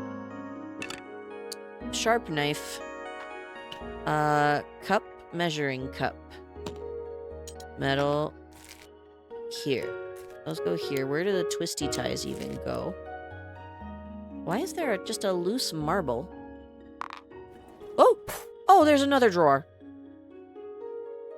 Oh, that startled me. Goodness. No, sorry, it was in ads. Oh, no, it's okay. Yeah, I'm here, but lurking, yeah. Oh, I'd say I'd cuddled up to you, but the metal would be a bit chilly. I'm actually a steam engine, and mostly covered in fabric, so the metal might be chilly in theory, but I am, as one might say, a living, breathing heater. Breathing? Living? Actually, I don't know about those two. We'll come back to those a little later. But I am a heater, so you're welcome to go ahead and stay and do said cuddling if you so desire. Let's see. That goes here. Why are there just random straws? Oh, okay. So, firstly, we're gonna stack these things. Oh, they don't stack? They should. Oh god. What did I do? Oh, they don't stack? That's foolish. Yeah. So what you're saying is you're hot. Yes. Yes. We'll go with that. I'll sit with you. I'll sit with your hot. I'll gladly take it. Okay, why? Who just keeps marbles in their kitchen drawer? Okay, we got more twisty ties. What the heck? Do these all, like, sit in here together? Those lined up perfectly too strangely. This is supposed to go this way. We've got more of these things. Like bag clips, I think is what they're called, but they're not clips. Cool, glad we agree. Cool? Cool, what do you mean cool? We just talked about this. No. Don't sell yourself short either. Never want to do that. Let's check. Are there any other straws? Can opener. Does this go over here? Nope. Where does the can opener go? What the heck? Oh, here's the other straw. Found it. This goes here. Straw goes over here. Beautiful. The straws are perfect. And this, I remember seeing the space for it right here. Perfect. There's the ice cream scoop. Okay. Ice cream scoop. Where does this go? Oh, I see. The butter knife was in the way. What? This is probably where the marbles go, is my guess. Like, because there's a third one right here. Here we go. Organizing all the drawers. All the fun in the world. Does this go here? Yes. Here's another a paper cup. Here's another one. Oh, they're the wrong size, my bad. Okay. And then our kitchen timer is right here. Oh my, that was a lovely sound. Twisty ties go here for the moment. This goes here. This goes here, probably. And then the pickle sauce is probably just dill pickles. Goes there. I don't know why we have a carving knife, but hey, it's a carving knife. Here's the butter knife. I don't know why I had such a hard time finding that. Okay, this goes here. Oh no, it goes right here. Wonderful. That's probably where our measuring cups go. Okay. Let's go ahead and take our cup. 1, 2, 3, 4. Beautiful. 5. No. No, this goes here. This is probably where all our little twisty ties and... Oh no, this is... Where does our... That's where our sauce packets go. Oh my. We had another one, didn't we? Is it in the other drawer? I think it is. Here it is, yeah. We'll organize this by color. Unless it goes in the other drawer here. Yeah, they do. My bad. I'll take that. I'll take that.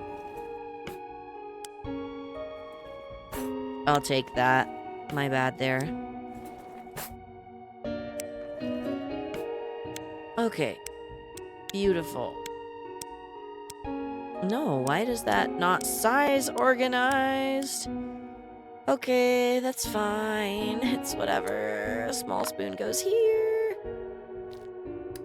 Fancy spoon goes there. Sauce goes here.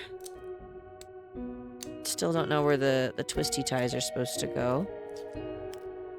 Or the singular clip.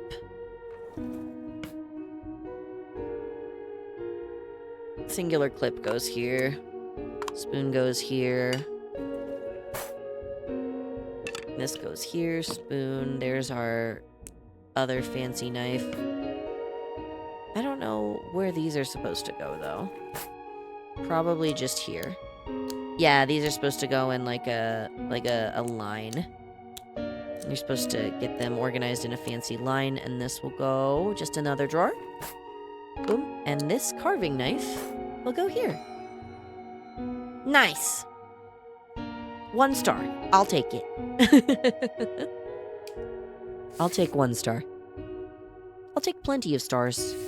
Out of the sky. Ha ha ha ha. Ooh, a sweets shop. This is cute. Oh, there's like a cute, cozy teacup and everything too. Jeez. And cupcakes? Oh my. Let's see. Teapot. You need your lid. There we go. And there's a lot of really, like, pretty masonry here, too. Oh, the birds. I see. The birds line up.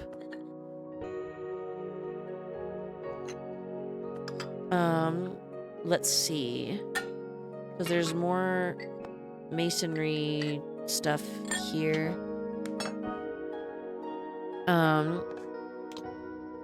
Cupcakes. Let's see what else can fit in some of this lower stuff. Okay, we've got some jams. We've got some tea. Oh, there's a lot of cupcakes. Jeez Louise. Let's see. Do we have anything else? We've got some jars with flowers on them and some jars with birds. Here's another spoon, though. I'll take the spoon. No, switch spots. There we go. Much better. Okay, now I think our tools... Oh my. We've got another mug right here. I feel like the teacups do not go right there. Oh, do the cupcakes actually sit on the... Oh, they do. They do sit on the cupcake stand. Beautiful. Because we've got a few of them kind of hidden around. Boop. There's one. We've got different jams, a tea, another jam, a tea, a cupcake. I think that's a jam. Another cup. Jars. We've got our coffee tools right here. Tea. Because I feel like they go like this. They probably actually go with the tea. Do these two stack? No. No, they don't. Okay. So, maybe a jar? Or the pot?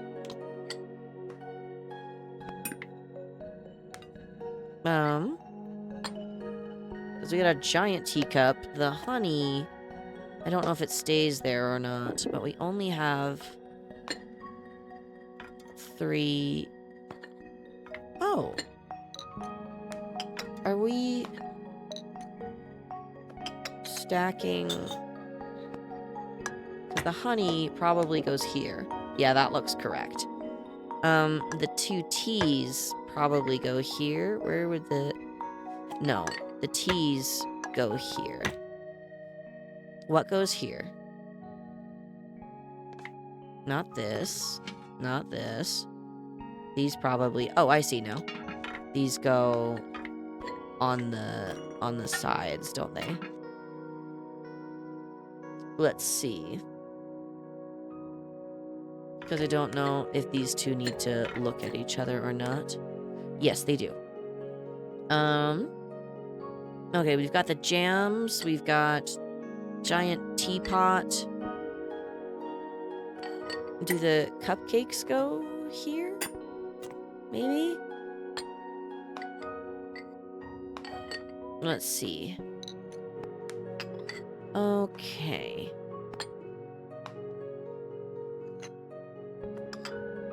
Because what goes here? Perhaps that. Oh, it's not going to close.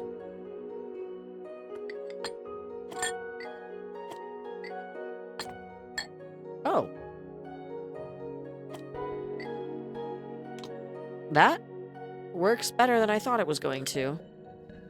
Oh, do the teacups stack as well? I think they must.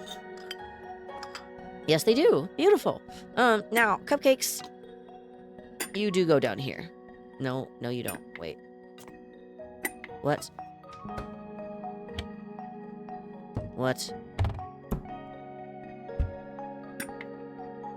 What?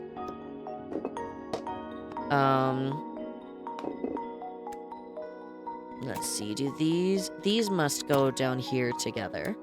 Because we were looking at them side by side earlier and they worked. I feel like these go here. And I forgot, these have not been. This one's been stashed, this one's been stashed. Honey. And then we put the jellies right here. Now, we just need to figure out how this works.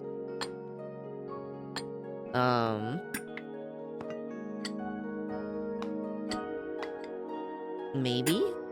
No. Oh, I understand. We've gotta balance them to balance out the cupcakes.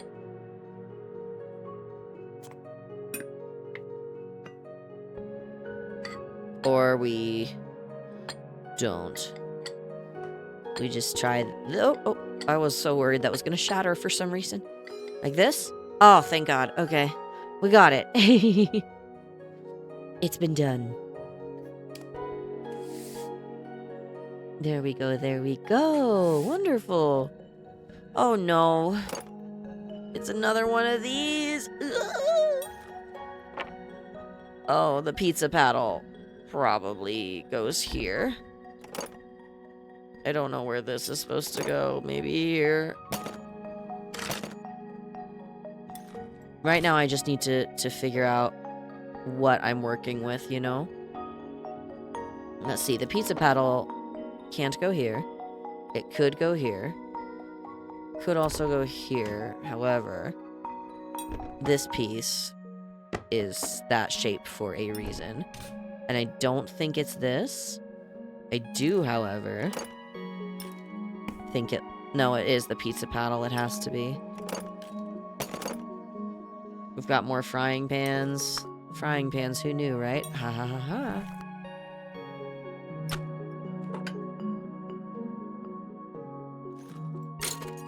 Well, that knife has a hole in it for no reason.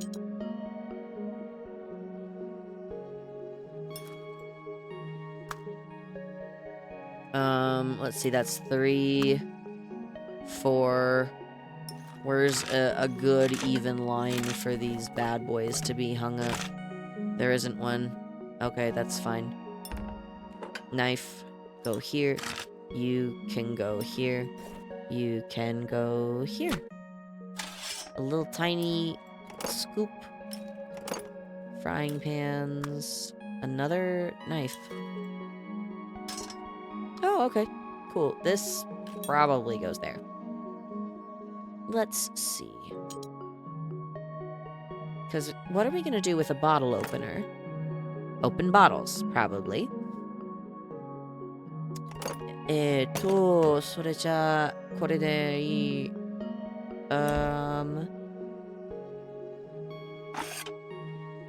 I do think the pizza paddle has to go here, here, or, like, somewhere in this area. Pizza paddle. Here? Here. Where is the stupid... Here's the hook for it. Okay. Does this go here? No. What about here? No. This probably goes something like there. Does this go... No. There's no way it goes there.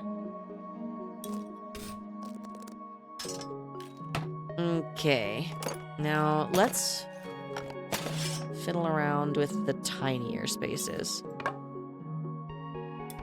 No, that's not quite right either.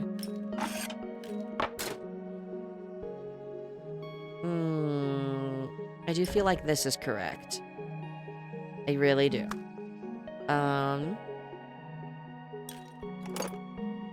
Let's see, where else can we hang giant pans?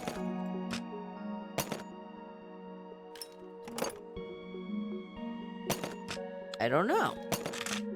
Yo no sé nada.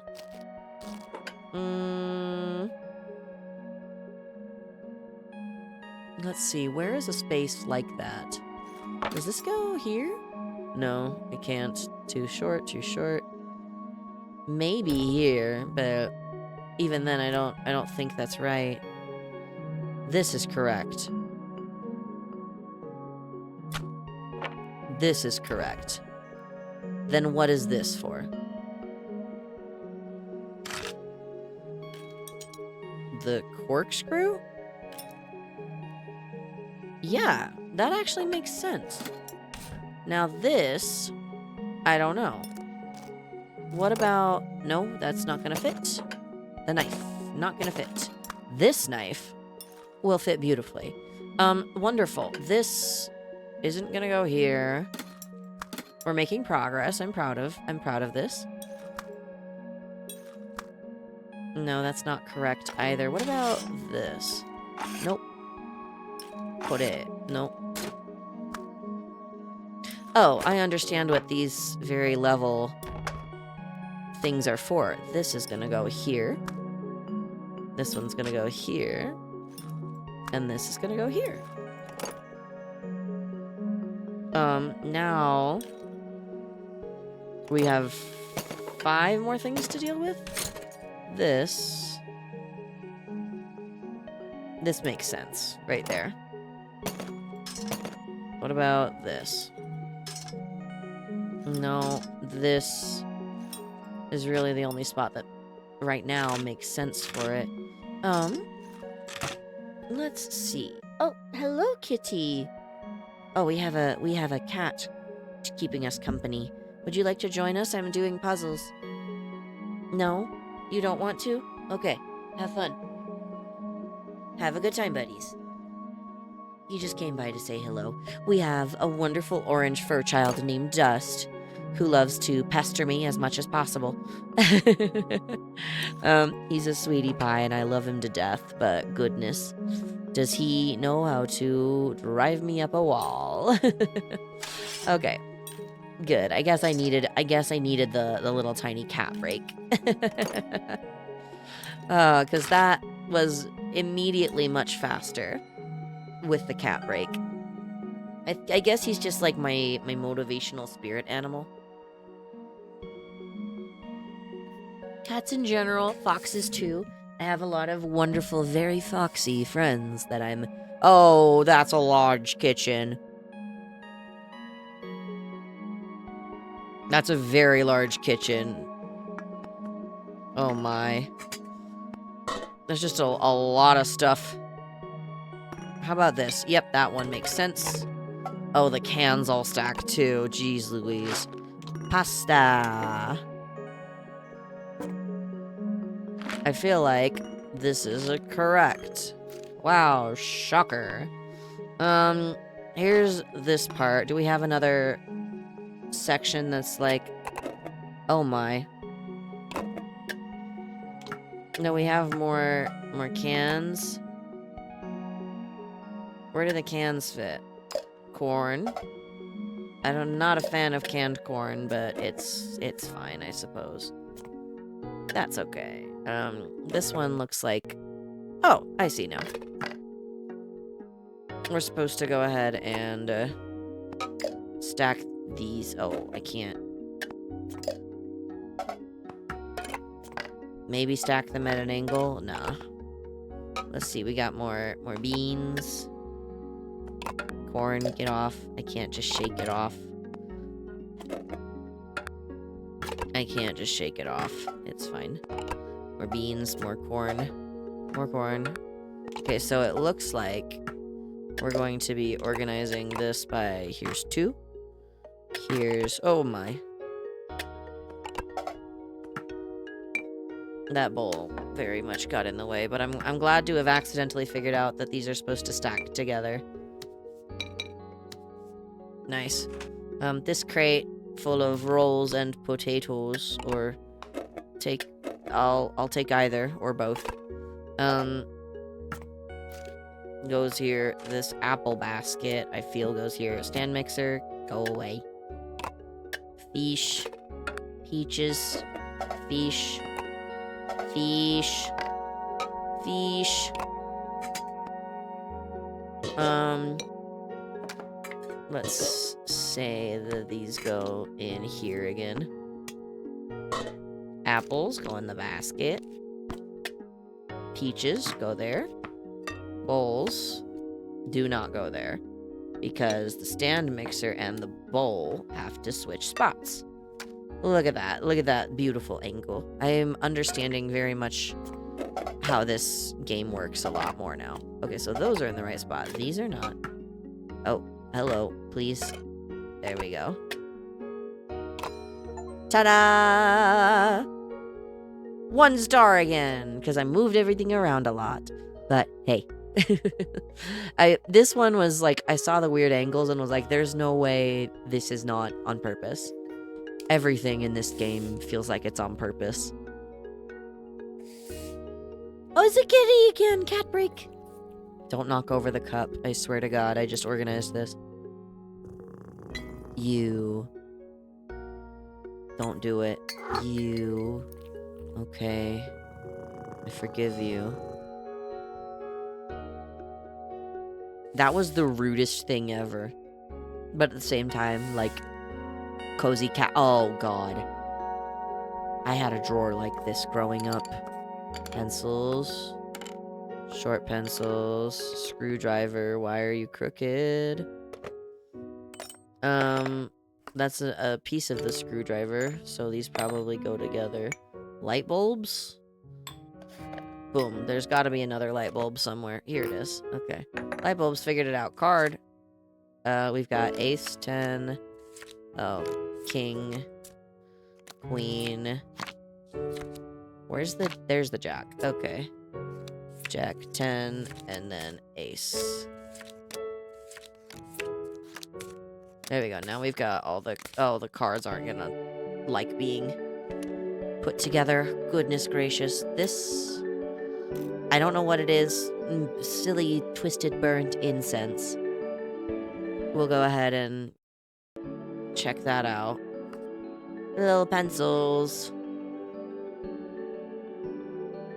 Let's see. I don't know where the pencils go. There are earplugs here. Okay. It's quite a few of them. That one was crusty. Pocket knife. That needs to get put away, firstly. Put the blade away. That's not safe. Stamps. Okay, well, let's find a space for that. That's perfect. More screwdriver pieces. Amazing. Keys. Keys. Glue. Or chapstick. Probably chapstick. Chapstick goes there. Like 100%. These have to go here. Because there's like a weird... There's the weird little lines. Stamps. Well, Jack, 10, Queen, King, Ace. Stamps. Are there only 2 of them? Stamps must not go there. Let's see. Eraser probably goes here. Alligator clip goes there. Keys.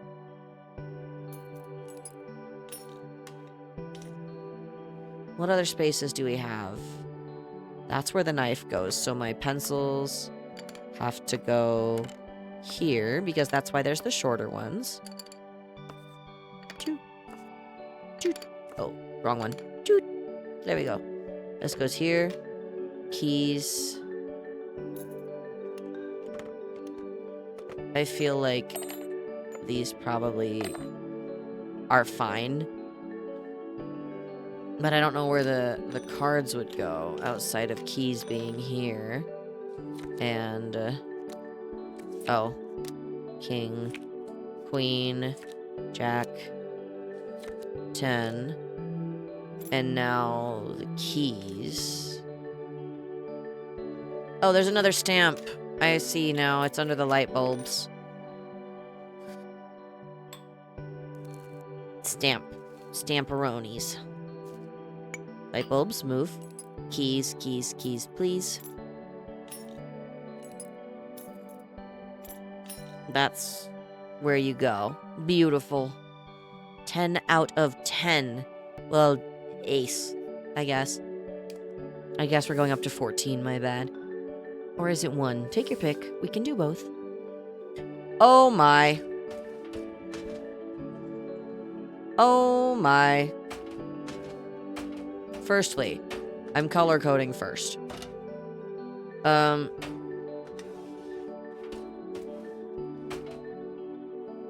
it's probably yellow and then red. Yeah. And then black and then green and then yellow. And then green. Oh no. Nice. Bravo. That was kind of accidental, and it drives me wild that the papers are still not in their folders. But it's okay. Amazing. Please, kitty break? No. Oh. Pottery. Let's see. Okay, we're going to sort these by what patterns are on them. This looks...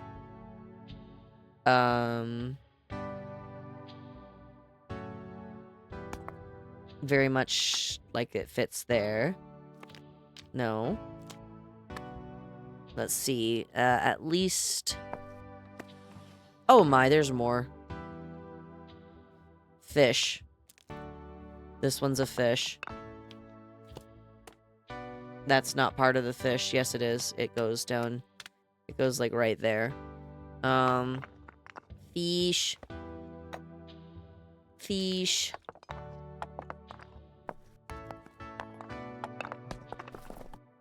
Where's the rest of the fish? Here's the rest of my fish. I did it. There's a fish. Perfect. This goes here. I don't quite know what this is, but that probably goes that direction. Oh, it's a dragonfly. I see now. Okay. This one is a snake. Maybe it's the bigger one. Let's see. Do we have any more blue-colored pieces? Yes, we do. Dragonfly is done. Now we've got the red something or other. I feel like that little tiny piece is... Oh, no. Hello. Go back. Thank you.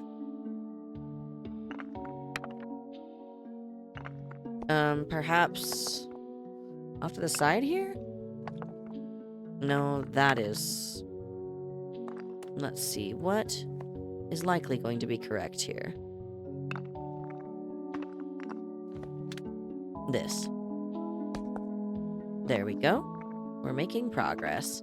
And it's like some really nice floral piece right here. And then we've got a giant shell fossil. It's like... This is like Animal Crossing, but... You know. Nice. Not that Animal Crossing isn't nice. That was a bit... It's like... You feel the satisfaction in putting the puzzles together. Okay, snake. Snake. Leave. Those go together. Somewhere.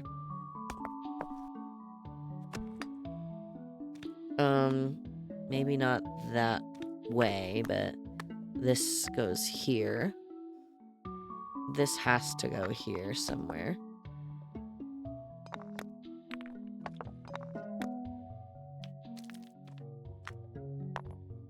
Okay, well that all is fine and dandy. I'm gonna try putting this snake piece together. Oh no, don't you do that. Don't do that, silly.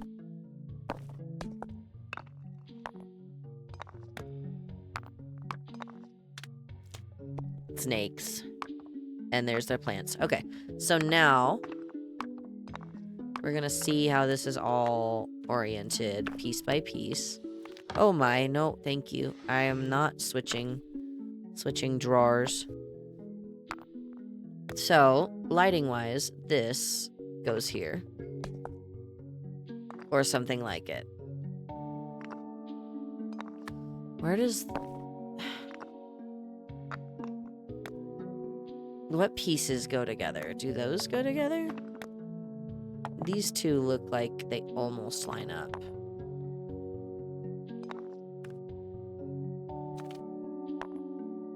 Those two definitely do.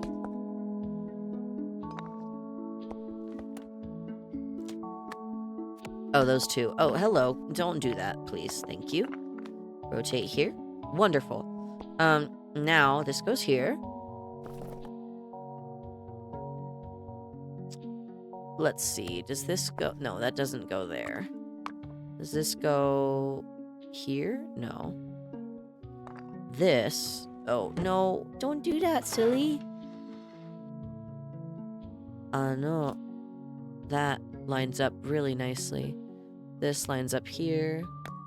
No, don't do that. I'm wanting to just stay in the one drawer. Thank you. This goes here. That stays there. Amazing. I am missing a piece somewhere. There we go. Nice. Okay, we are almost done. Now, that stays where it's supposed to be. Okay. Now, we just gotta do something very similar over here. Just piece everything together slowly. That almost lines up really nicely, but not quite. Let's see. That has to be at that angle. Okay, what about this? No. This goes here. Those all fit together very beautifully. Now that's kind of in the way. This goes along the edge here. This must go there. This is here. Oh no, don't do that. I was in the middle of something. This must go here. This goes here. And last piece. Boom, we did fossils. Amazing. Okay. Now we can move on. Oh my, hello video games. Oh, it's Tetris cubes. Let's go. Shuffle, shuffle, shuffle. Oh no, don't do that. No, God. Let's see. The game controllers, they all are lining up very beautifully right there. Yeah, there's 5 of them. Oh, I see the buttons though. Oh my. I do think it's funny that some of these are very obviously like PlayStation games. Like these sure look like PlayStation games, these ones right here in particular. Okay, there's probably one more somewhere, but this goes on the outside. You do not. Hello, Atari controller. Here we go. There's the last 2. Beautiful. Oh god. Those are deceiving.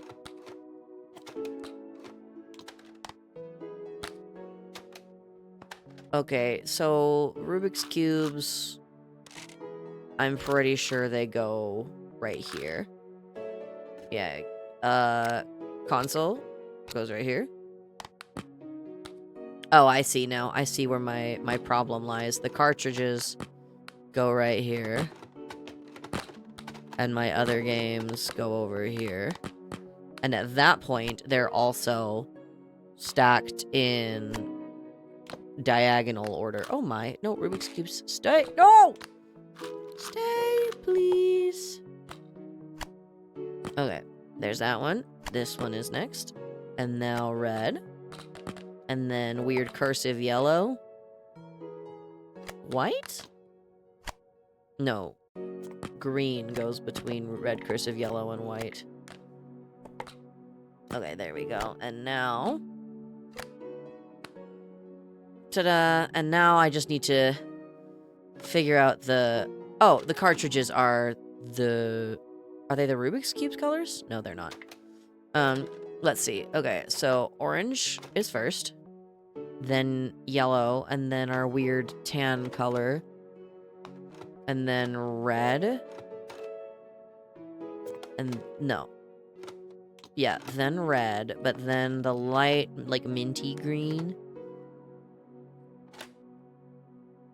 Is there not another yellow?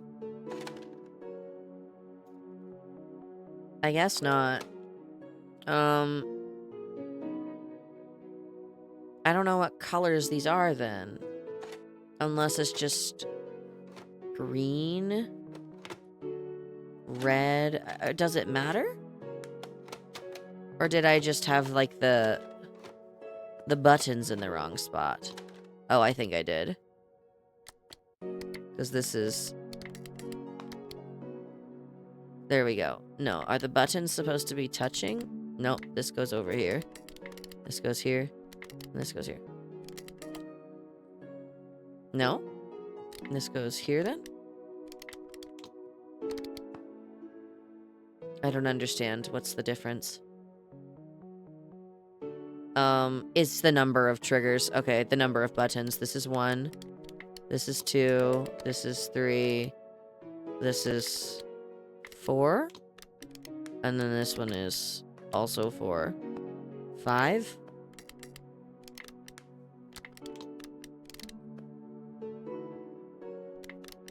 What?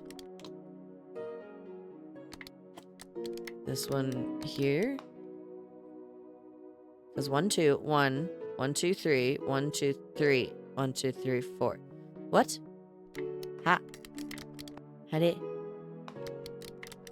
I don't understand, because I feel like it's either this that's the problem, or it's this that's the problem. Oh. I get it now. I think. So, I think it is... Oh my. I think it's the minty green. And then the red. And then the light green.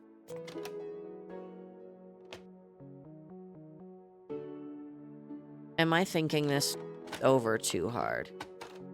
I think I could be. Okay.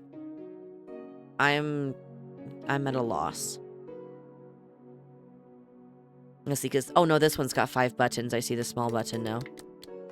So this is right. This has to be right, because this is 5. This is 4. This is 3. This is 2. This is 1. See, the only thing I can think of that would be wrong is the cartridges. But I don't know what order they would be in, because originally I was thinking, oh, they'll match this, but it does not have all the same colors. Yes, it does. This is the weird, dark, murky green. I'm stupid. Give me a second. Hi there, not Game Boy. How are you? Red. Weird minty green.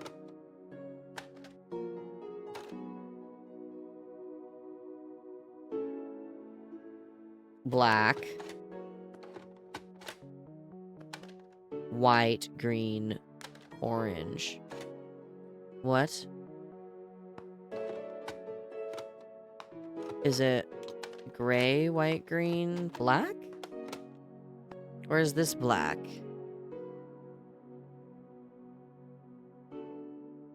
What? What? I need a hint for this one. I'm killing myself over this. Need a hint, please. Thank you.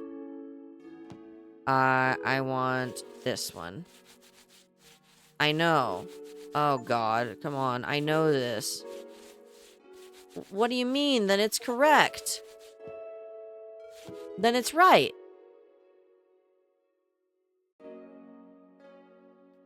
What?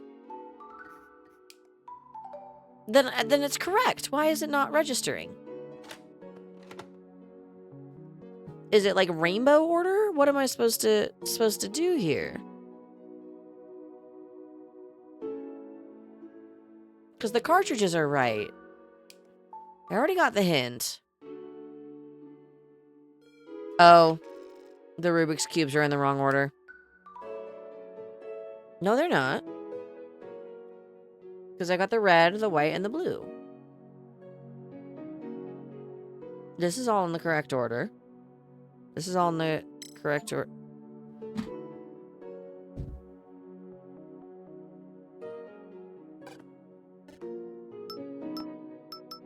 Are you serious?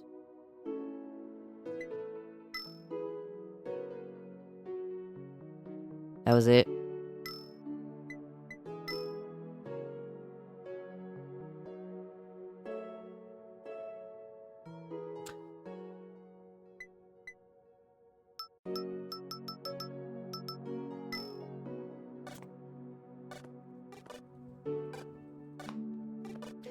Are you serious?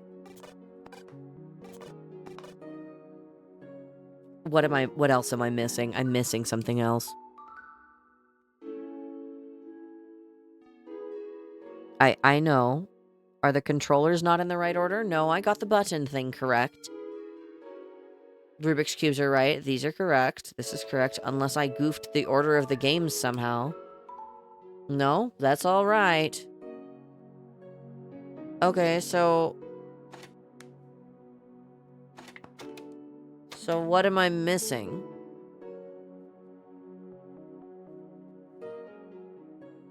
I genuinely do not see what I am missing.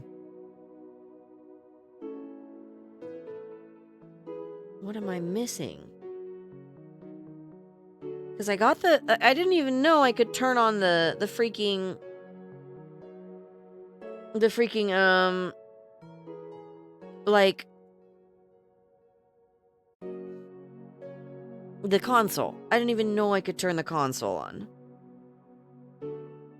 Am I just supposed to, like, color organize these things? Because that's the only other thing I can think about. I don't even know where I would start. I mean, if I'm looking at a color wheel... Oh, hello. Don't do that, please. I'll cry. Like, I'm probably looking at that and... Maybe... Because, like, the gray is the only thing I can think about. But then at that point, the white has to go there, but that doesn't make sense.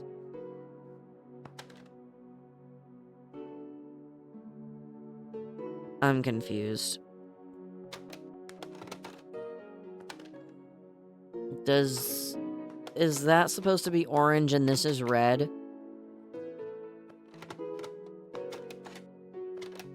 Oh my god, it is. Please don't tell me this is color-coded. I think this is color-coded. Are you serious? Red. Okay. Great. Is this wrong?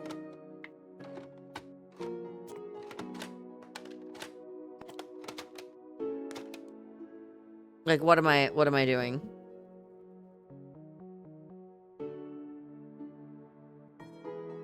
I don't understand what I'm doing wrong.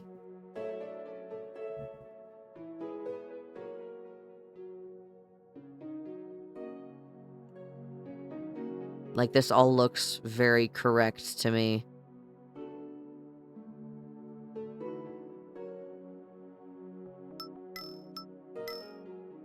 Okay, great. It's a good sound. Go away. Can I not, like, throw it across the room? It doesn't have physics, that's sad. That's correct. Great. This is all in order. The Rubik's Cubes are fine. I'm done with this one. This looks correct.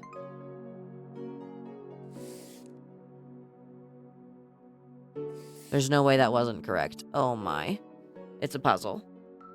1 second. Let's go ahead and see if there's other levels. Because right now I'm saying cupboards and drawers. But I do think it's a DLC. And I really want to play, like, the original stuff.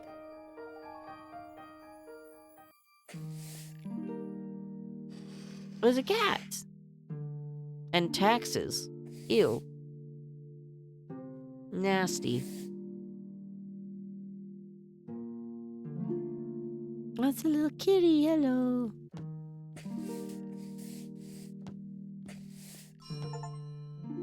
There's a whole tutorial section that I missed because I had the DLC already bought.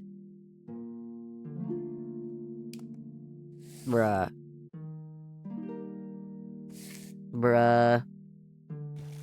Let's put all the cat toys in the basket.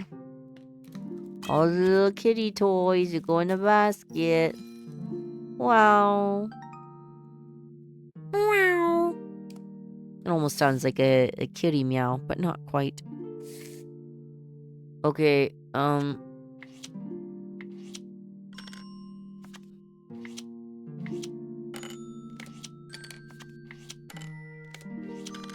nice. Okay, I missed the whole tutorial section. I've been playing some of the harder levels, and I missed the whole tutorial. That is unfortunate. Hello, it's a squiggle. Nice. Okay. Nice, nice. This is really cozy. Now that I'm not destroying my mental state with crazy game puzzles that are rude.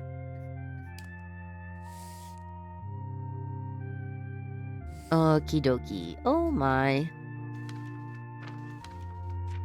What? Oh, okay.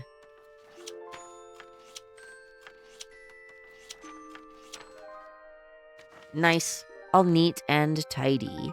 Amazing. Okay.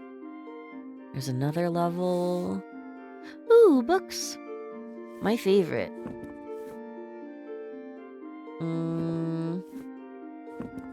Let's see. And you go here. Look at that. Bravo. I do like books. They are cozy. Oh my. Does this have to do with the other level? No, it doesn't. Oh. I see now.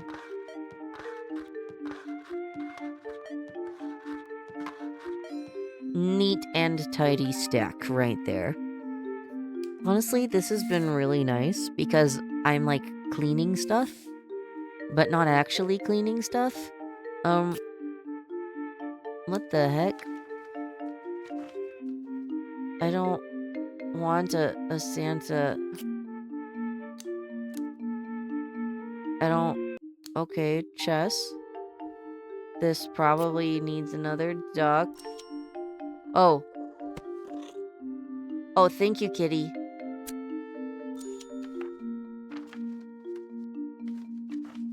This one needs a shell and... Oh, a shell. And this one needs another Santa and another key. Amazing. I don't know why Santa's like sideways and falling over. Unless it's very much not a Santa Claus. But I'm pretty sure it is. And that they just put the stickers and stamps on sideways. I would not be surprised. I have seen people do that many a time. Oh my.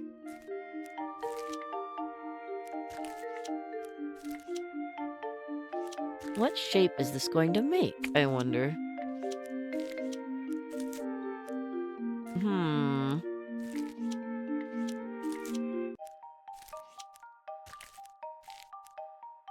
Let's see. Let's go ahead and put this here.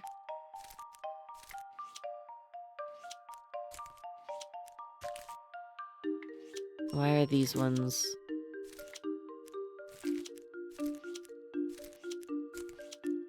Well, this one probably goes here. This goes here.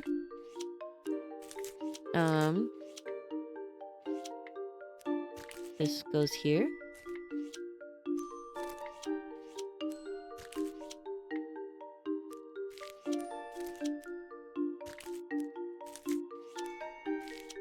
There we go. It's just a little swoopy. A little swoop. Whoop, whoop. Bravo. Okay, next level. Oh. Let's see. What is there only one color of?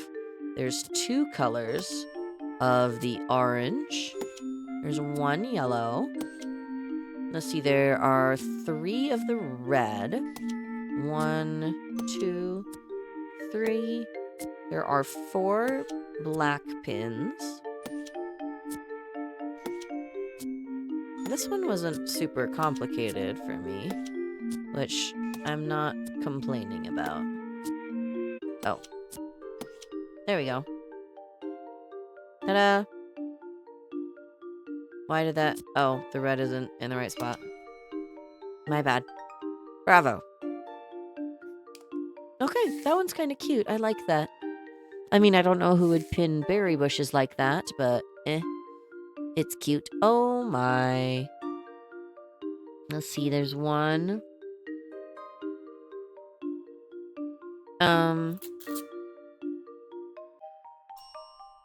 2. Let's put this back. Squiggle, squiggle. Flower. No, the yellow flowers have to go here. No, they don't. Let's figure out the pattern first. Star, gray flower, and they skip. So, these little guys are gonna go here and here. And this one is gonna go... here? No.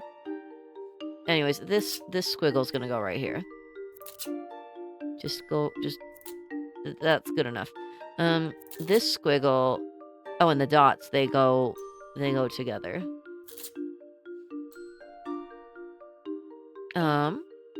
Let's see. This one now is gonna go here. Okay. And that'll go ahead and help out. Because now we know those go all the way across. The stars are 2 down, so that's here. Or is it here? I don't know where that is, actually. That's okay. I'll go ahead and figure this out. We'll finagle this, don't worry. I just want that to be in the right spot.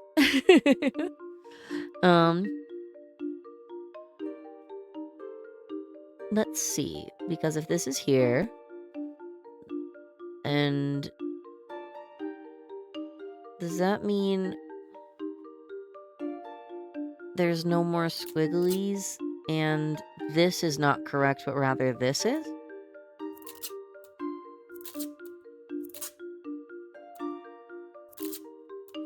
Where... I don't have to fill every single space, do I? Okay, how about this? There we go, got it. Star goes not there, but star will go here. Squiggly is right before, and gray flower is here. Beautiful. I was expecting to try and fill every single block of the calendar, but that is different and diabolical. I never want to see a calendar filled with stickers like that. Never, ever, ever. There's too much. Oh, thank goodness. It's straightforward.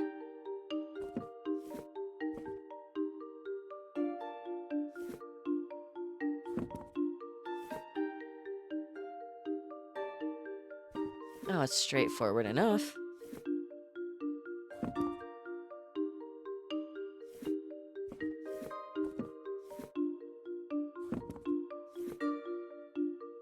Okay.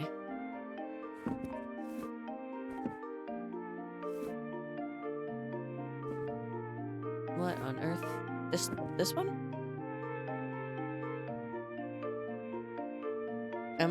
I'm supposed to match up the pattern on the bottom, aren't I?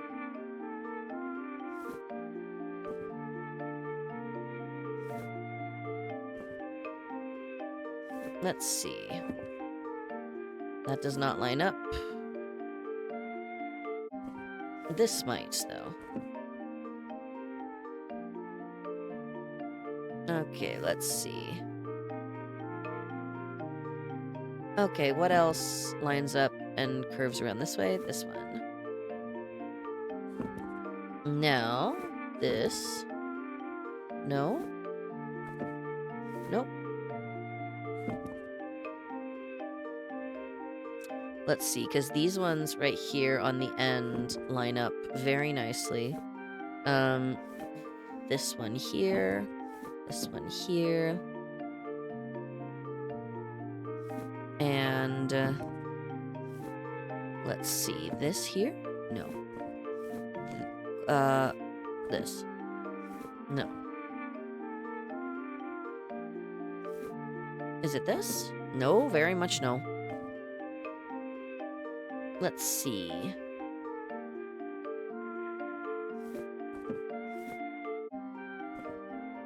No, that's not quite it either. Let's see, there should be like a small gap right about this line here. There's nothing there that I can think about. Goodness.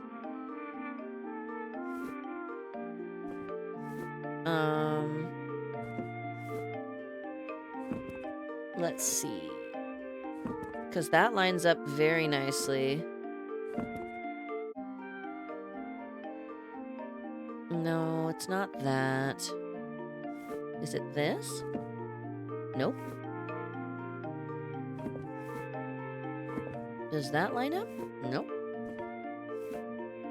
Visually, that looks much more like it. That's gotta be it. That looks almost correct, except for some of the weird dots. Like, that has to be... I feel like that's one of the only options we've got.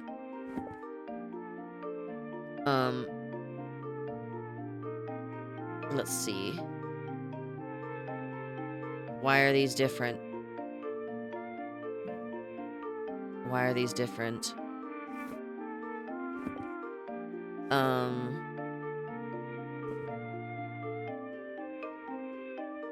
What on earth? There is a missing book somewhere. Is it just the tallness, the height again? I really hope not, because that'll make me a little bit sad. Did I just, like, stack them in height incorrectly? Or, like, is there something else I'm missing?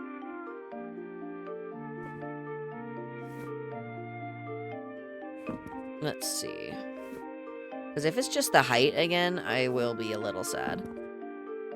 No, it's not the height. So, is there like a backwards option? No, there is not. That's okay. Let's go ahead and see what other options there are. Because that seemed correct at first, but now that I have gotten the wrong answer, apparently, now I know it was not correct. So, I mean, I still very much think these two belong at the end. Very much so. Whatever it was that I did before, where maybe it wasn't these two, but it was... No, it wasn't there. Was it? No.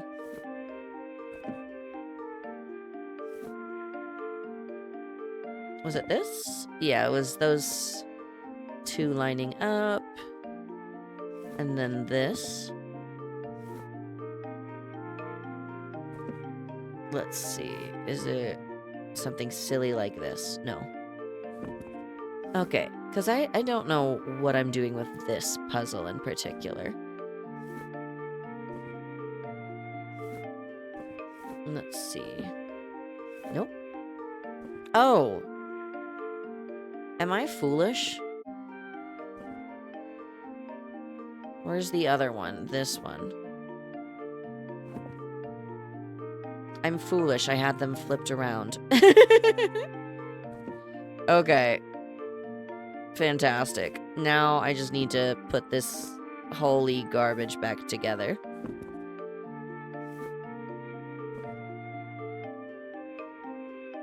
Oh gosh.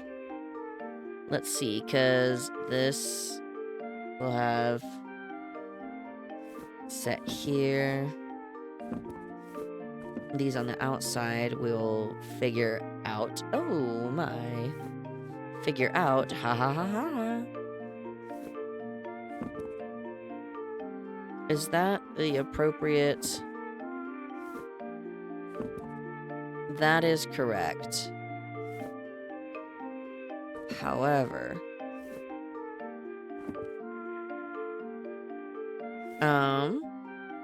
let's make sure this is all symmetrical, as squared away as it's going to be.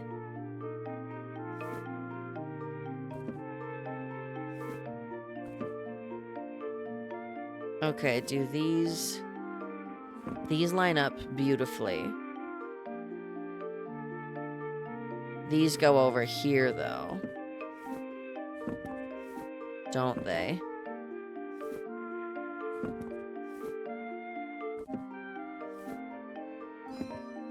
Yep, there we go. God, that took way too long, but it finally is like a little bumpy bump right there. Like right here. I was expecting like a solid squiggle back and forth, but this... Yeah, this tracks more. Goodness, that one took me far too long. What?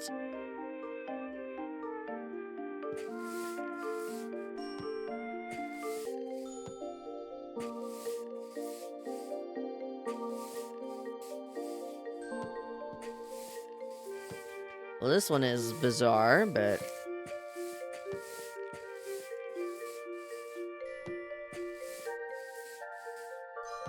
I would never hang photos in a home like that, either. There's a little bit of drama to it that I'm not sure I enjoy. Oh, another one.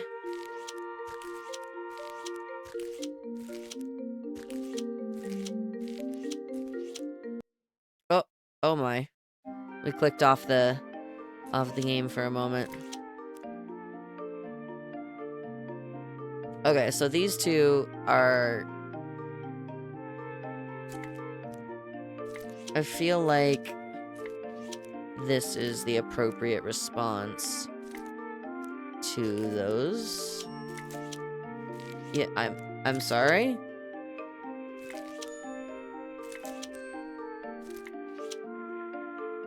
Okay, that was an accident, but I guess we did it.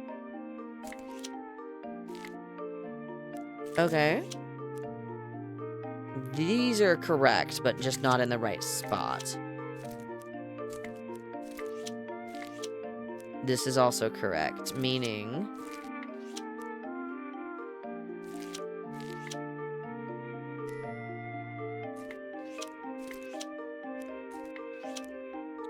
Let's see.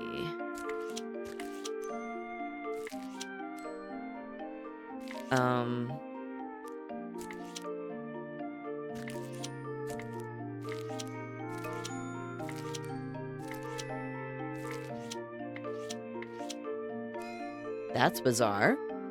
We figured it out, though. That's good, that's good. That's good, that's good. I'm glad to know we figured it out. Glad to know. Okay, sorry, something's going on. Hello? Game? Hello? Game, 大丈夫ですか? Ah, yeah, we're good. Okay. It's fine. Phenomenal. We're making very good progress. Oh my. This is a how sharp the pencils are challenge.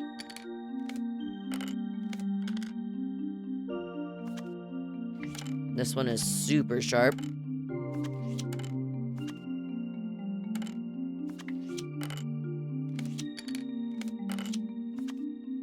Blue. Orange. There we go. I don't like how the erasers were different sizes, though, to be fair. Oh, something is going on. Hello?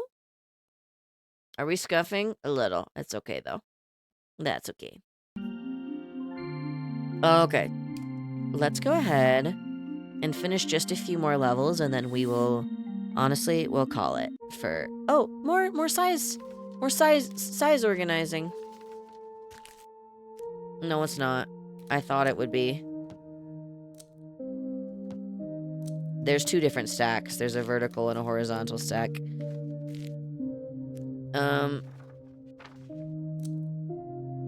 That's a cat emoji. Hello.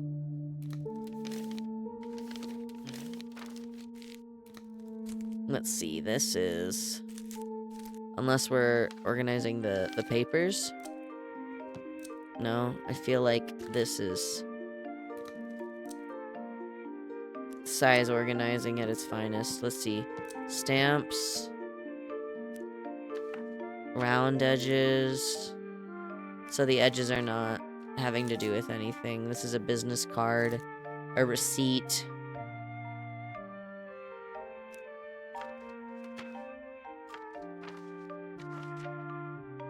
There we go. Okay, now this. Why did it disorganize itself? Ah! There's too much going on. Okay, let's see. This is the same shape as this. This is the same shape as this. Is this. Please, please, please. But this is the same shape as this. Oh! That looks like for a moment it was a spot for a stamp. Boop. Beep bop. Airplane flight ticket. Let's see, because these should go together, I feel. Unless it's things with lines and things without lines, but I don't know what the organization metric is here. Let's see. What am I supposed to organize? What on earth am I supposed to organize?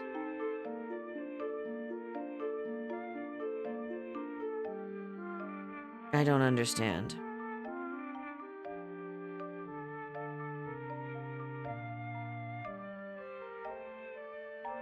I don't understand.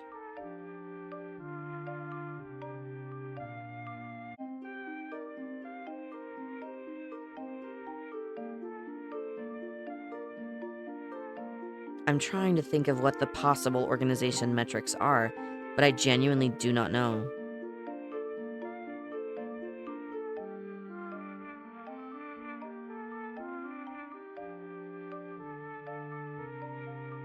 What are the organization metrics? Do I just have to, like, sort them all silly? Oh my god, I do. I thought I was just having to stack them. I thought I just had to stack these things. Okay, this changes everything. Receipt? Perfect. Wow, you don't need to go there. Maybe the stamps go here. These are the appropriate size almost. Hello. Boop, boop, boop, boop. Like almost the appropriate size. Hello. Oh, okay.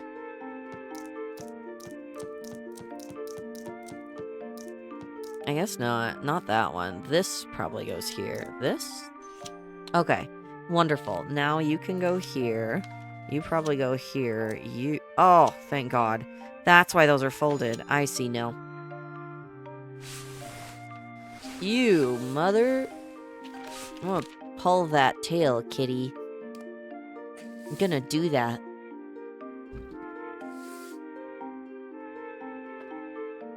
Okay. Is this color coding? Or is this thickness coding? I feel like this is thickness coding. Now.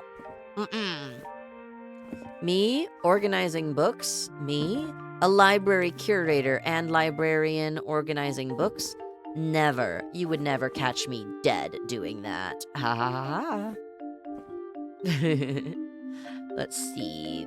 This one is the thickest. This is second. Easily fourth right there. Let's see. This is thicker.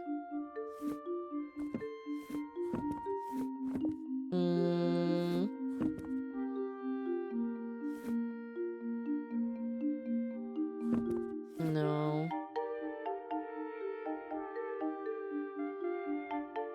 Let's see. Those are all just about the same, but green goes here.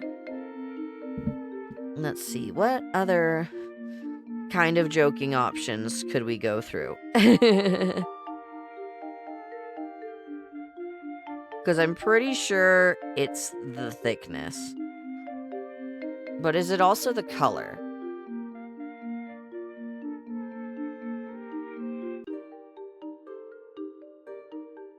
Because it could be color.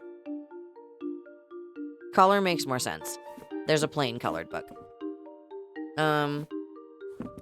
This here? Maybe this here?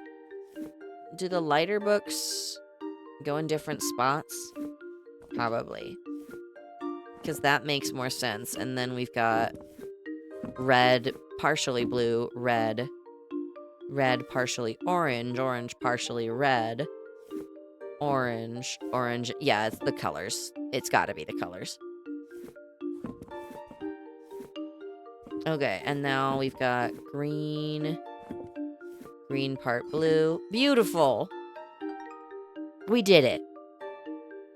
The color coding made more sense for me. Okay.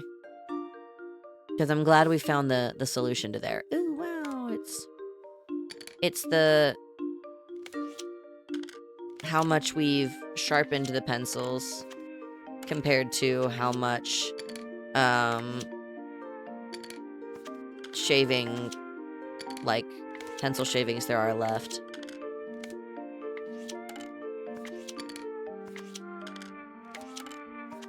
Okay, because this has not been shaved very much. This has been shaved a little more. Ever so slightly more. Ever so. That's the most. A little bit more. A little bit more. Let's see. Is this... does it want it here?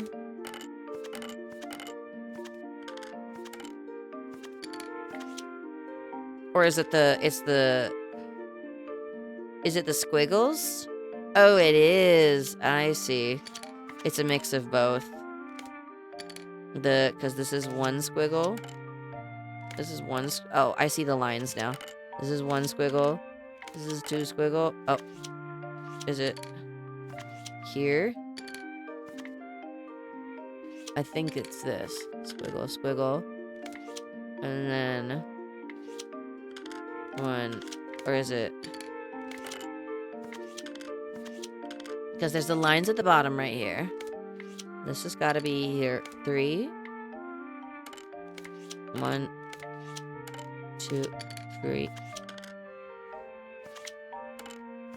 2, 3. What? Am I missing something?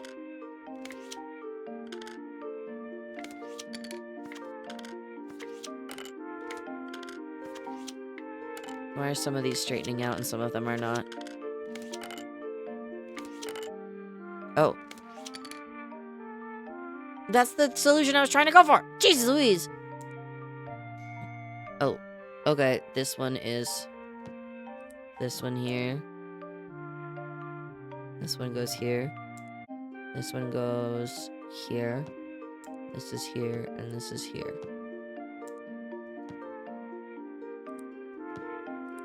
What do I do now? Oh.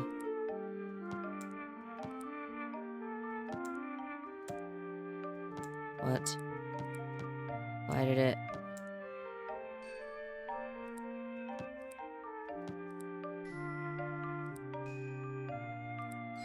what?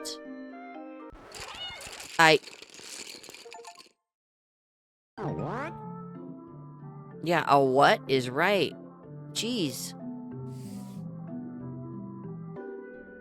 Kitty break?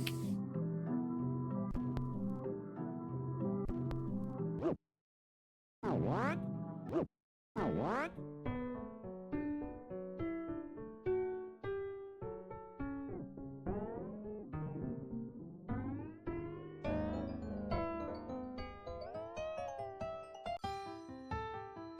Nice. We did it. That was stressful. Oh, chapter 2? Nice. This is actually a...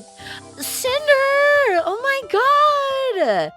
Hello, welcome in. I just noticed we got a raider. Oh my god. Hi, everybody. It's me, Nova.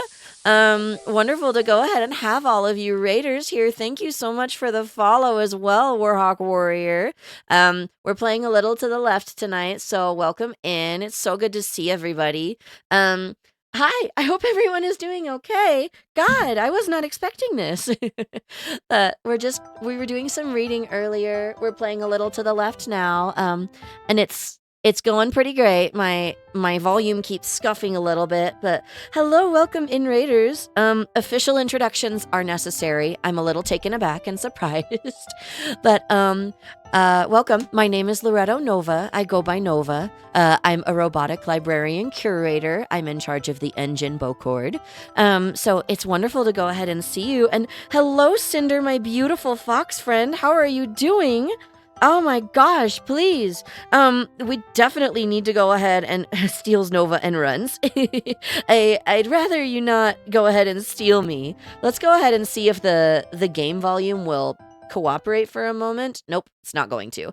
I'm gonna go ahead and see if I can get a shout out myself. I don't know if I'm able to.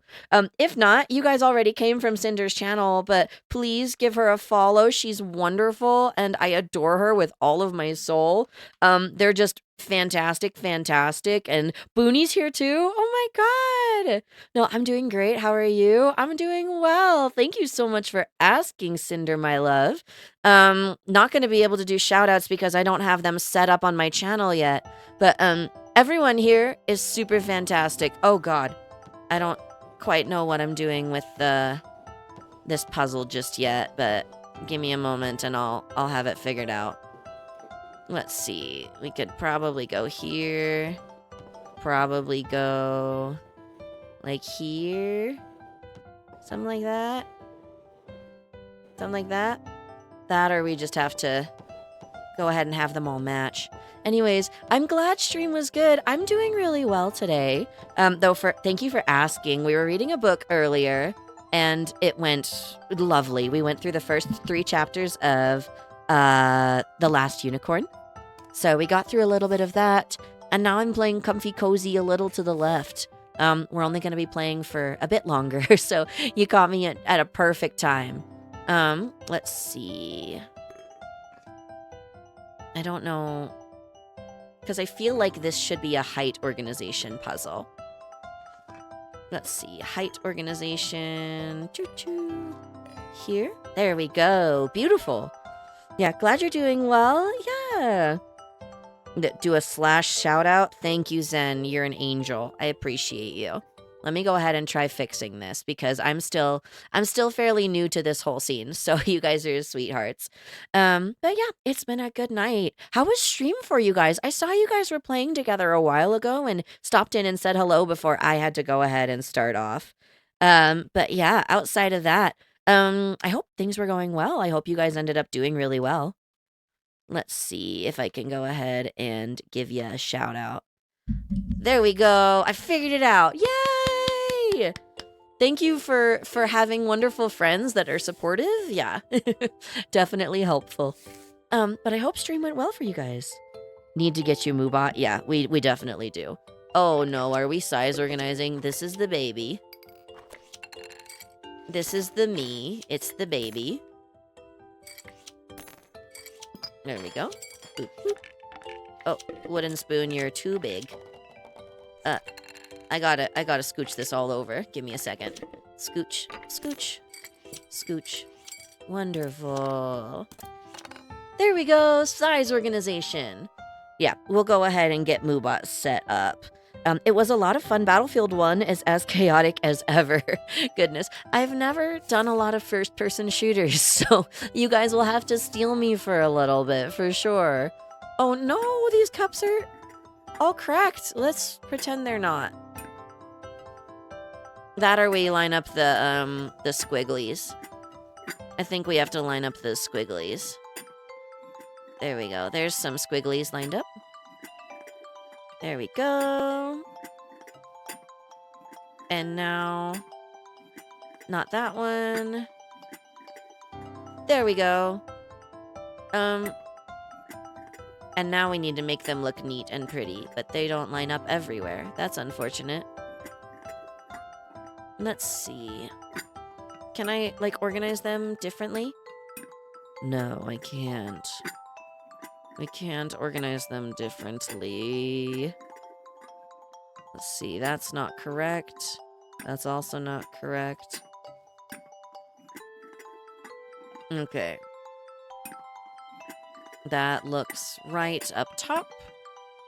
That's good. Now, we just have to find a lot of these guys here too. Yeah, lab some BF1. Yeah, no, it looked good. It looked interesting. I just haven't touched a lot of that genre of game before. I used to, this is years and years ago, perchance when Nova was but a small wormling. I have played a little bit of Rainbow, but that was literally like years ago, so it's been a very long time.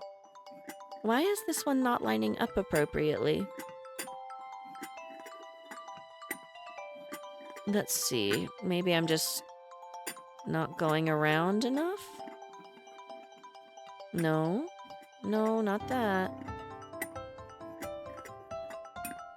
Let's see. Can I feel like I'm just going in circles. The crack is looking... Zen, you're a genius. You mad genius. Your dark gift is finally paid off. I was trying to line up the squigglies. I got 3 points. I got 3 cups through. Oh my god. Thank you. Can you tell I've been playing this game for a little bit too long? Oh my. Let's see. This is a color coded. This is a color coding one. I am great at color coding. There we go. Beautiful. There's probably a way to like do some type of squiggles, maybe? I don't know. But yeah. I thought it was funny when you started with, oh, look, a crack. Let's pretend that doesn't exist. That is true. That was amusing to me as well. Especially once I realized the crack is the part of the problem. Like, part of the puzzle I should be solving. Let's see. This looks... Yeah, there we go. That one was not complicated. Some of them should be. Maybe they shouldn't be. I don't know, but that one was... You match it to the lid. Oh. Let's see. Bread bag clips. This one looks like it's got the smallest little gap first. This one is... The next one here. Let's see. No, some of these have the same size. Is it the way... I think it might be the way these fit together. Yeah, it's probably the way these fit together. So, this one will go here. This will go here. Because those fit together, right? That doesn't quite fit together. This one does a little bit more. That does a little bit. This fits, and this fits. Why isn't it... Let's see. Unless these all fit differently together. Is it color-coded? Is it size-coded?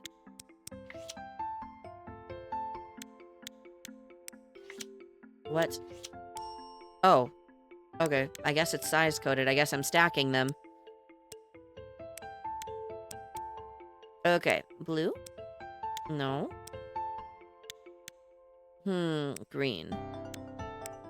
No. Maybe red just belongs there. I guess red lives there forever now. Let's see. Orange. Do you go here? No. Yellow? Yellow? No. Orange.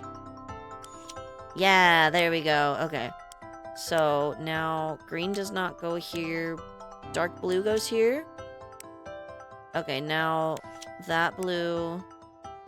The green does not go there. Green does, however, go here. Let's see. Oh, perfect! There we go. It's been done. Yeah. You know, there's multiple ways to do these puzzles for most of them? Really? I didn't know that. Hello? Oh. And just time to clean the breadcrumbs. I didn't realize I could get rid of the trash. There we go. All neat and clean. Perfect. I didn't realize there were multiple ways to solve this. I know I had someone very much recommend that I do play this, and then I hadn't been able to. Do these... Oh, I do take the stickers off. Let's see. Let's give the apples this one. Oh my. Well, apples can get this one. The pears can get this one. This is the orange sticker. That's the pear sticker. Here's the orange sticker. What? I guess it's color-based. Color-based. We're gonna go with color-based. Blue, blue, blue, blue, blue, blue. That's a lot of blue stickers. Oh, come on. What do I... Oh, I just pull off the blue ones that aren't relevant. Never mind. Nice. Weep, weep, weep. That or I just pull all of them off. I can do that too. Apples are good. Pears are good. Oranges. Nice. Okay. There we go. There's 3 different ways to do those books? Really? Oh my gosh. That's a lot of solutions. Oh my. Pasta. Can we stack them inside of each other? No, we can't. Twisty pastas. I want to say this is thickness based, but I don't know.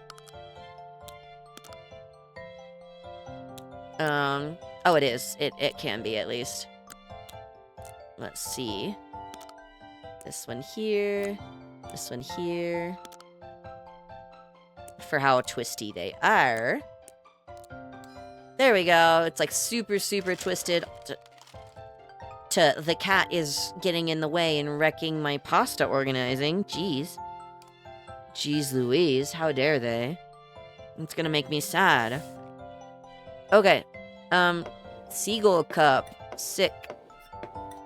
Oh, do I have to stack these? No. What?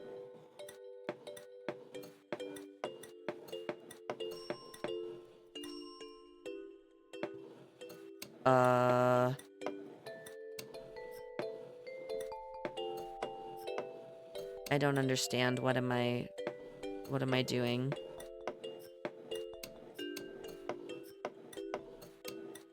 Let's see.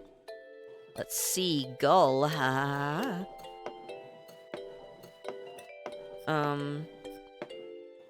Blue. I feel like I should be able to, like, stack these.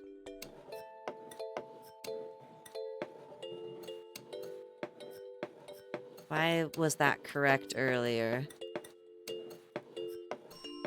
Is it the organization that things are in? Why is that one correct? Let's see if I can figure it out. Why is it correct? Click, click, click. Why is it correct, though?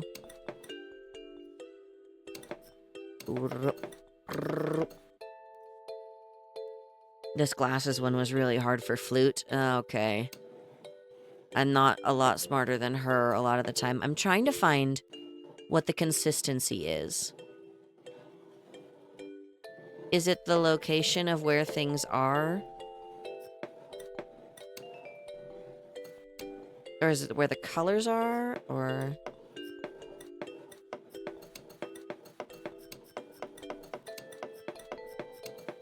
because something is correct about this. Something must be correct about that. Is it the way that the cup is organized with itself? Oh, it is.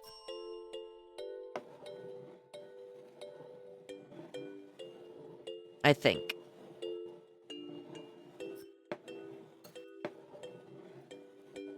Because that's correct with that seagull lining up. And with the house lining up right there in the center. So what giant fish? This one.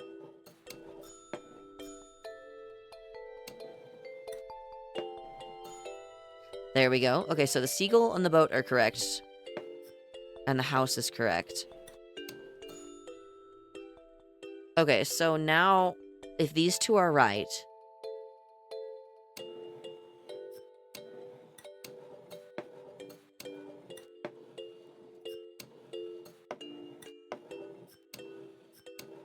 what is...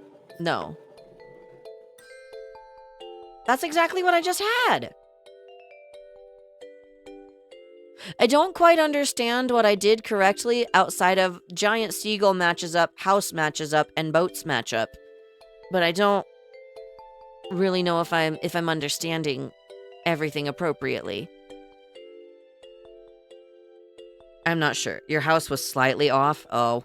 It was just ever so ever so little bitty bit off. You know, it does that. That type of thing happens. Oh my. We're going to... There we go. You rude cat. I love that little kitty, though. Do I have to, like, fix this again? Oh, I do. I have to keep it organized. Nope. Sorry, kitty. You're doing a bad job. There we go. Kitty. Okay. I just had to smack the kitty away for a moment. Just ever so, like, gently pat. Because, you know, as you gently pat the hand, it just... Oh, my. Where's my forks?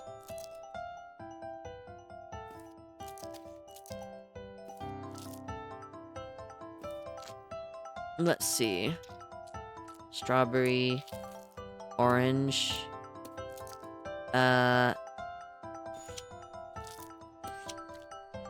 strawberries, egg probably in the center. I'll figure it out. Strawberry goes here. Strawberry goes here. Blueberries here. Orange, blueberry, toast. Eggs go on top. Where's my other strawberry? There it is. It's hiding under the eggs. Beautiful! Amazing! We're doing some good comfy cozy stuff. Okay. Oh, now we're gonna sort the food types. Oh, wonderful. It's like those mobile game ads that you see. Let's see. We've got chicken, we've got pork, and we've got fish. Beautiful. Ta-da! There we go. Wish you were here. Welcome. Greetings. Adventure awaits. Home. Stay a while. Let's see. Because do we say hello or greetings and hello? Or am I sorting by magnet color? Hello, greetings. Greetings from Adventure Awaits. Wish you were here. Let's see. Home. Welcome. Greetings. Wish you were here. Stay a while. Adventure awaits. Let's see.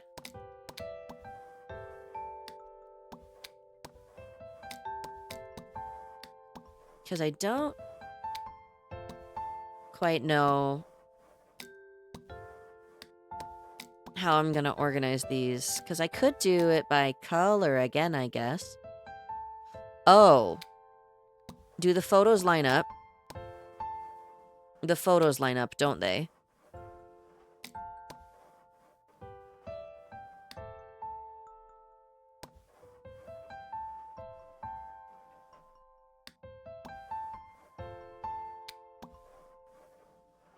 I feel like the photos line up. Yep. Okay, so this one lines up here. This one lines up here.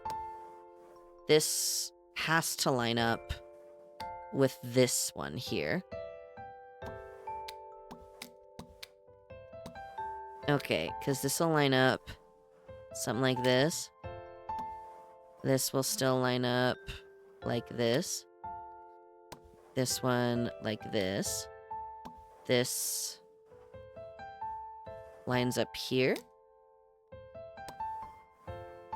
And then this lines up here. No, it doesn't. Oh, not all of these line up perfectly and it's one horizontal line. Okay, I understand now. Then this goes here. And this does not go there. This does go here, though, for sure. This has to go down here. Okay. Let's see. The wish you were here. Adventure awaits. Home. I'll figure out where that one goes in a second, but the rest of these, I'm fairly certain I've got them lined up appropriately, and I do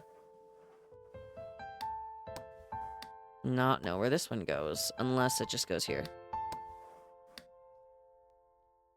No, it doesn't. Let's see. Because the rest of this, like, makes almost some sense.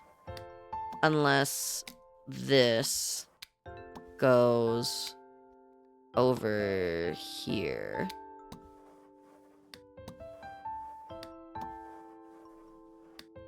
But it doesn't fit if I do that. Let's see. How else could this work? Not quite this.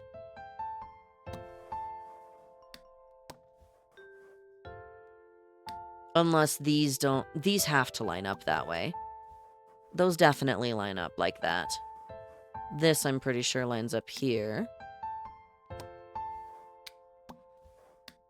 Are they just... not close enough?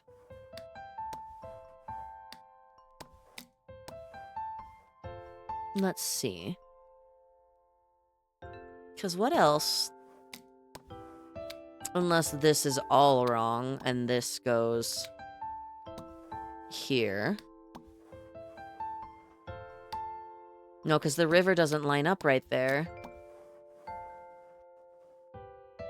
The river goes on both sides right here, doesn't it? Yep.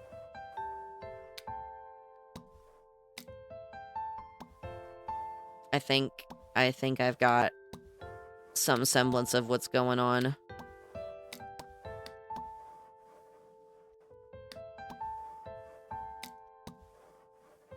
Because those line up there. I did it! Let's go! Yeah. Let's see. Greetings and wish you were here go together. Yeah, the river I eventually got that it went together. It just took a minute to get these two pieces right here together in my brain. But that was good. That one was very good. Yippee is correct. It's time to celebrate. Okay. Let's see. Does it want me to line up the labels? I really hope not, because I don't think that's correct. Unless it's a height solution again, which it might be. No, it probably wants me to line up the labels, because look at that. Yeah, we're gonna go ahead and line up the everything. Let's see. Because I do think this lines up appropriately. This one, I don't know what it exactly lines up with, but these... Can this go down? No, I guess it lives here forever. Those two have to go... Oh. There's a reason they're overlapping. I see now. Okay. These ones go in front.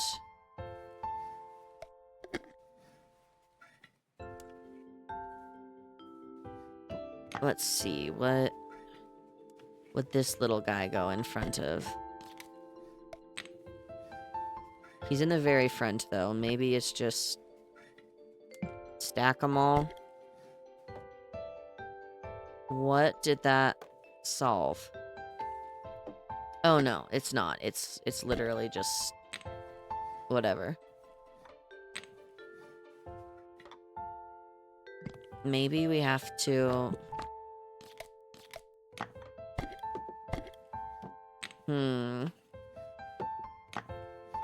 Let's see, because I don't think stacking all of them is the appropriate response.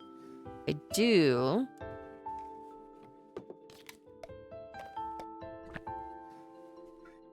Huh. I do want to go ahead and see what else we can do. Oh. That lines up a little too well. Is that appropriate? Is that, like, correct? I don't feel like that should be correct.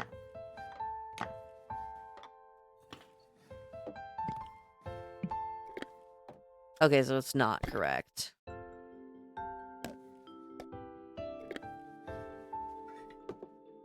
Okay. What other options do we have? Let's see. Because I don't know what to do with this spare little yogurt cup. Got a little tiny jar.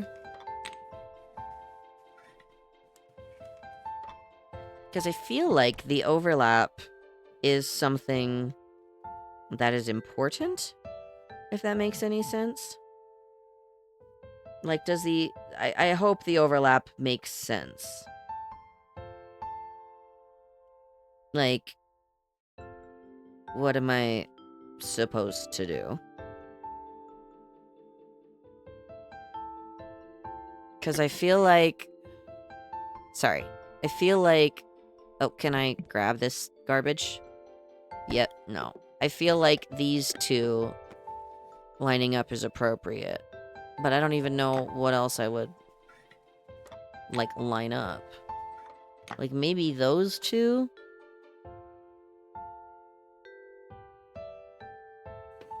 But even then, like, what do I do with the... The soy sauce lines up too well with the yogurt cup. And the colors line up. Am I just supposed to line up, like, the lines in general? Does the mayonnaise line up with... The mayonnaise lines up with the milk. Okay. We're gonna try this. Cough, cough. Time to clear the throat. Mayonnaise lines up with the milk. And this lines up here. And this lines up here. Right? Oh, thank God. Okay, we did it. Even more got put away. That's amazing. Okay, it's photos of our cat. How precious. Is this more color? Oh, we're just supposed to line up the beautiful photos of the kitty. I think. No, the cat's just knocking everything over all of the time. Let's see. This is the cat looming. Cat looming. Cat thinking about it. Things fall. Cat pushing. Things falling. The aftermath. What a criminal. What a mastermind. Look at this little mastermind. That's terrible. I do like the little bits of cat. Ooh. Oh no. There's more. Oh my. There's even more. The aftermath. I mean, look, he looks so guilty. You know? Oh goodness though. Gosh. Ugh. Nah. I'm probably gonna go ahead and call it though, because I've been live for a hot second. Give me a second to go ahead and exit out of the game. There we go. We'll go ahead and quit. And start our wonderful jazzy music up. God, that was a lot of fun. I haven't done like fun puzzle-y games in a hot minute. So it's been a little bit. And I was able to read today and it was absolutely wonderful. No, let's go ahead and see if anyone else is live, because normally I would go ahead and bother some of my friends like Cinder, but she already raided me today. Let's see if anyone is live. No, I don't think I have any buddies that are live right now. Let's go ahead. I'm trying to see if there's anyone else we can go ahead and visit that I've been keeping an eye on, and I don't think anyone I follow is live either. And even if we're not live, let's see. let Deadly Boar and Fly Amzim. Oh, yeah, no, that's true. I haven't ever, like, played with Fly very much. But I know he's one of, Flute's friends. So, oh, and he's doing Baldur's Gate 3. Yeah, no, we're gonna go ahead and raid this man's. We're gonna go ahead and give Fly a raid. He's absolutely super, super sweet. Again, he's a mutual friend. Well, not so much a mutual friend, but he's a friend of Flute's. And Flute Loops needs desperate help because poor gal is so sick still. I know there's been improvement. But if she's playing Baldur's Gate 3, yeah, we're gonna go ahead and send y'all over to Fly for Baldur's Gate 3. And if Flute gets better, then we'll go ahead and see her tomorrow, actually. Hopefully we'll go ahead and be able to do some Kingdom 2 crowns like we have for a while. I'd love to visit the Last Unicorn again sometime soon. We'll go ahead and do some comfy, cozy book readings. It'll be fantastic. Hopefully enjoyable, at least. I've heard good things about my voice, thank God. I'd be really sad if I hadn't before. But outside of that, though, I honestly think we're going to go ahead and give him a raid.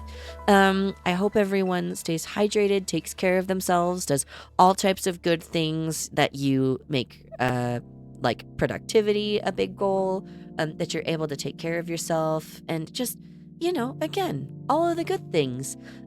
Please go ahead and take a look at my socials, at my Discord. I'm pretty much on there, not all of the time, like constantly, forever and always, but I do my best to go ahead and participate with people on there. I have a few fun secret things planned over there in the next little bit, and we're going to be getting some emotes done in the next little while as well.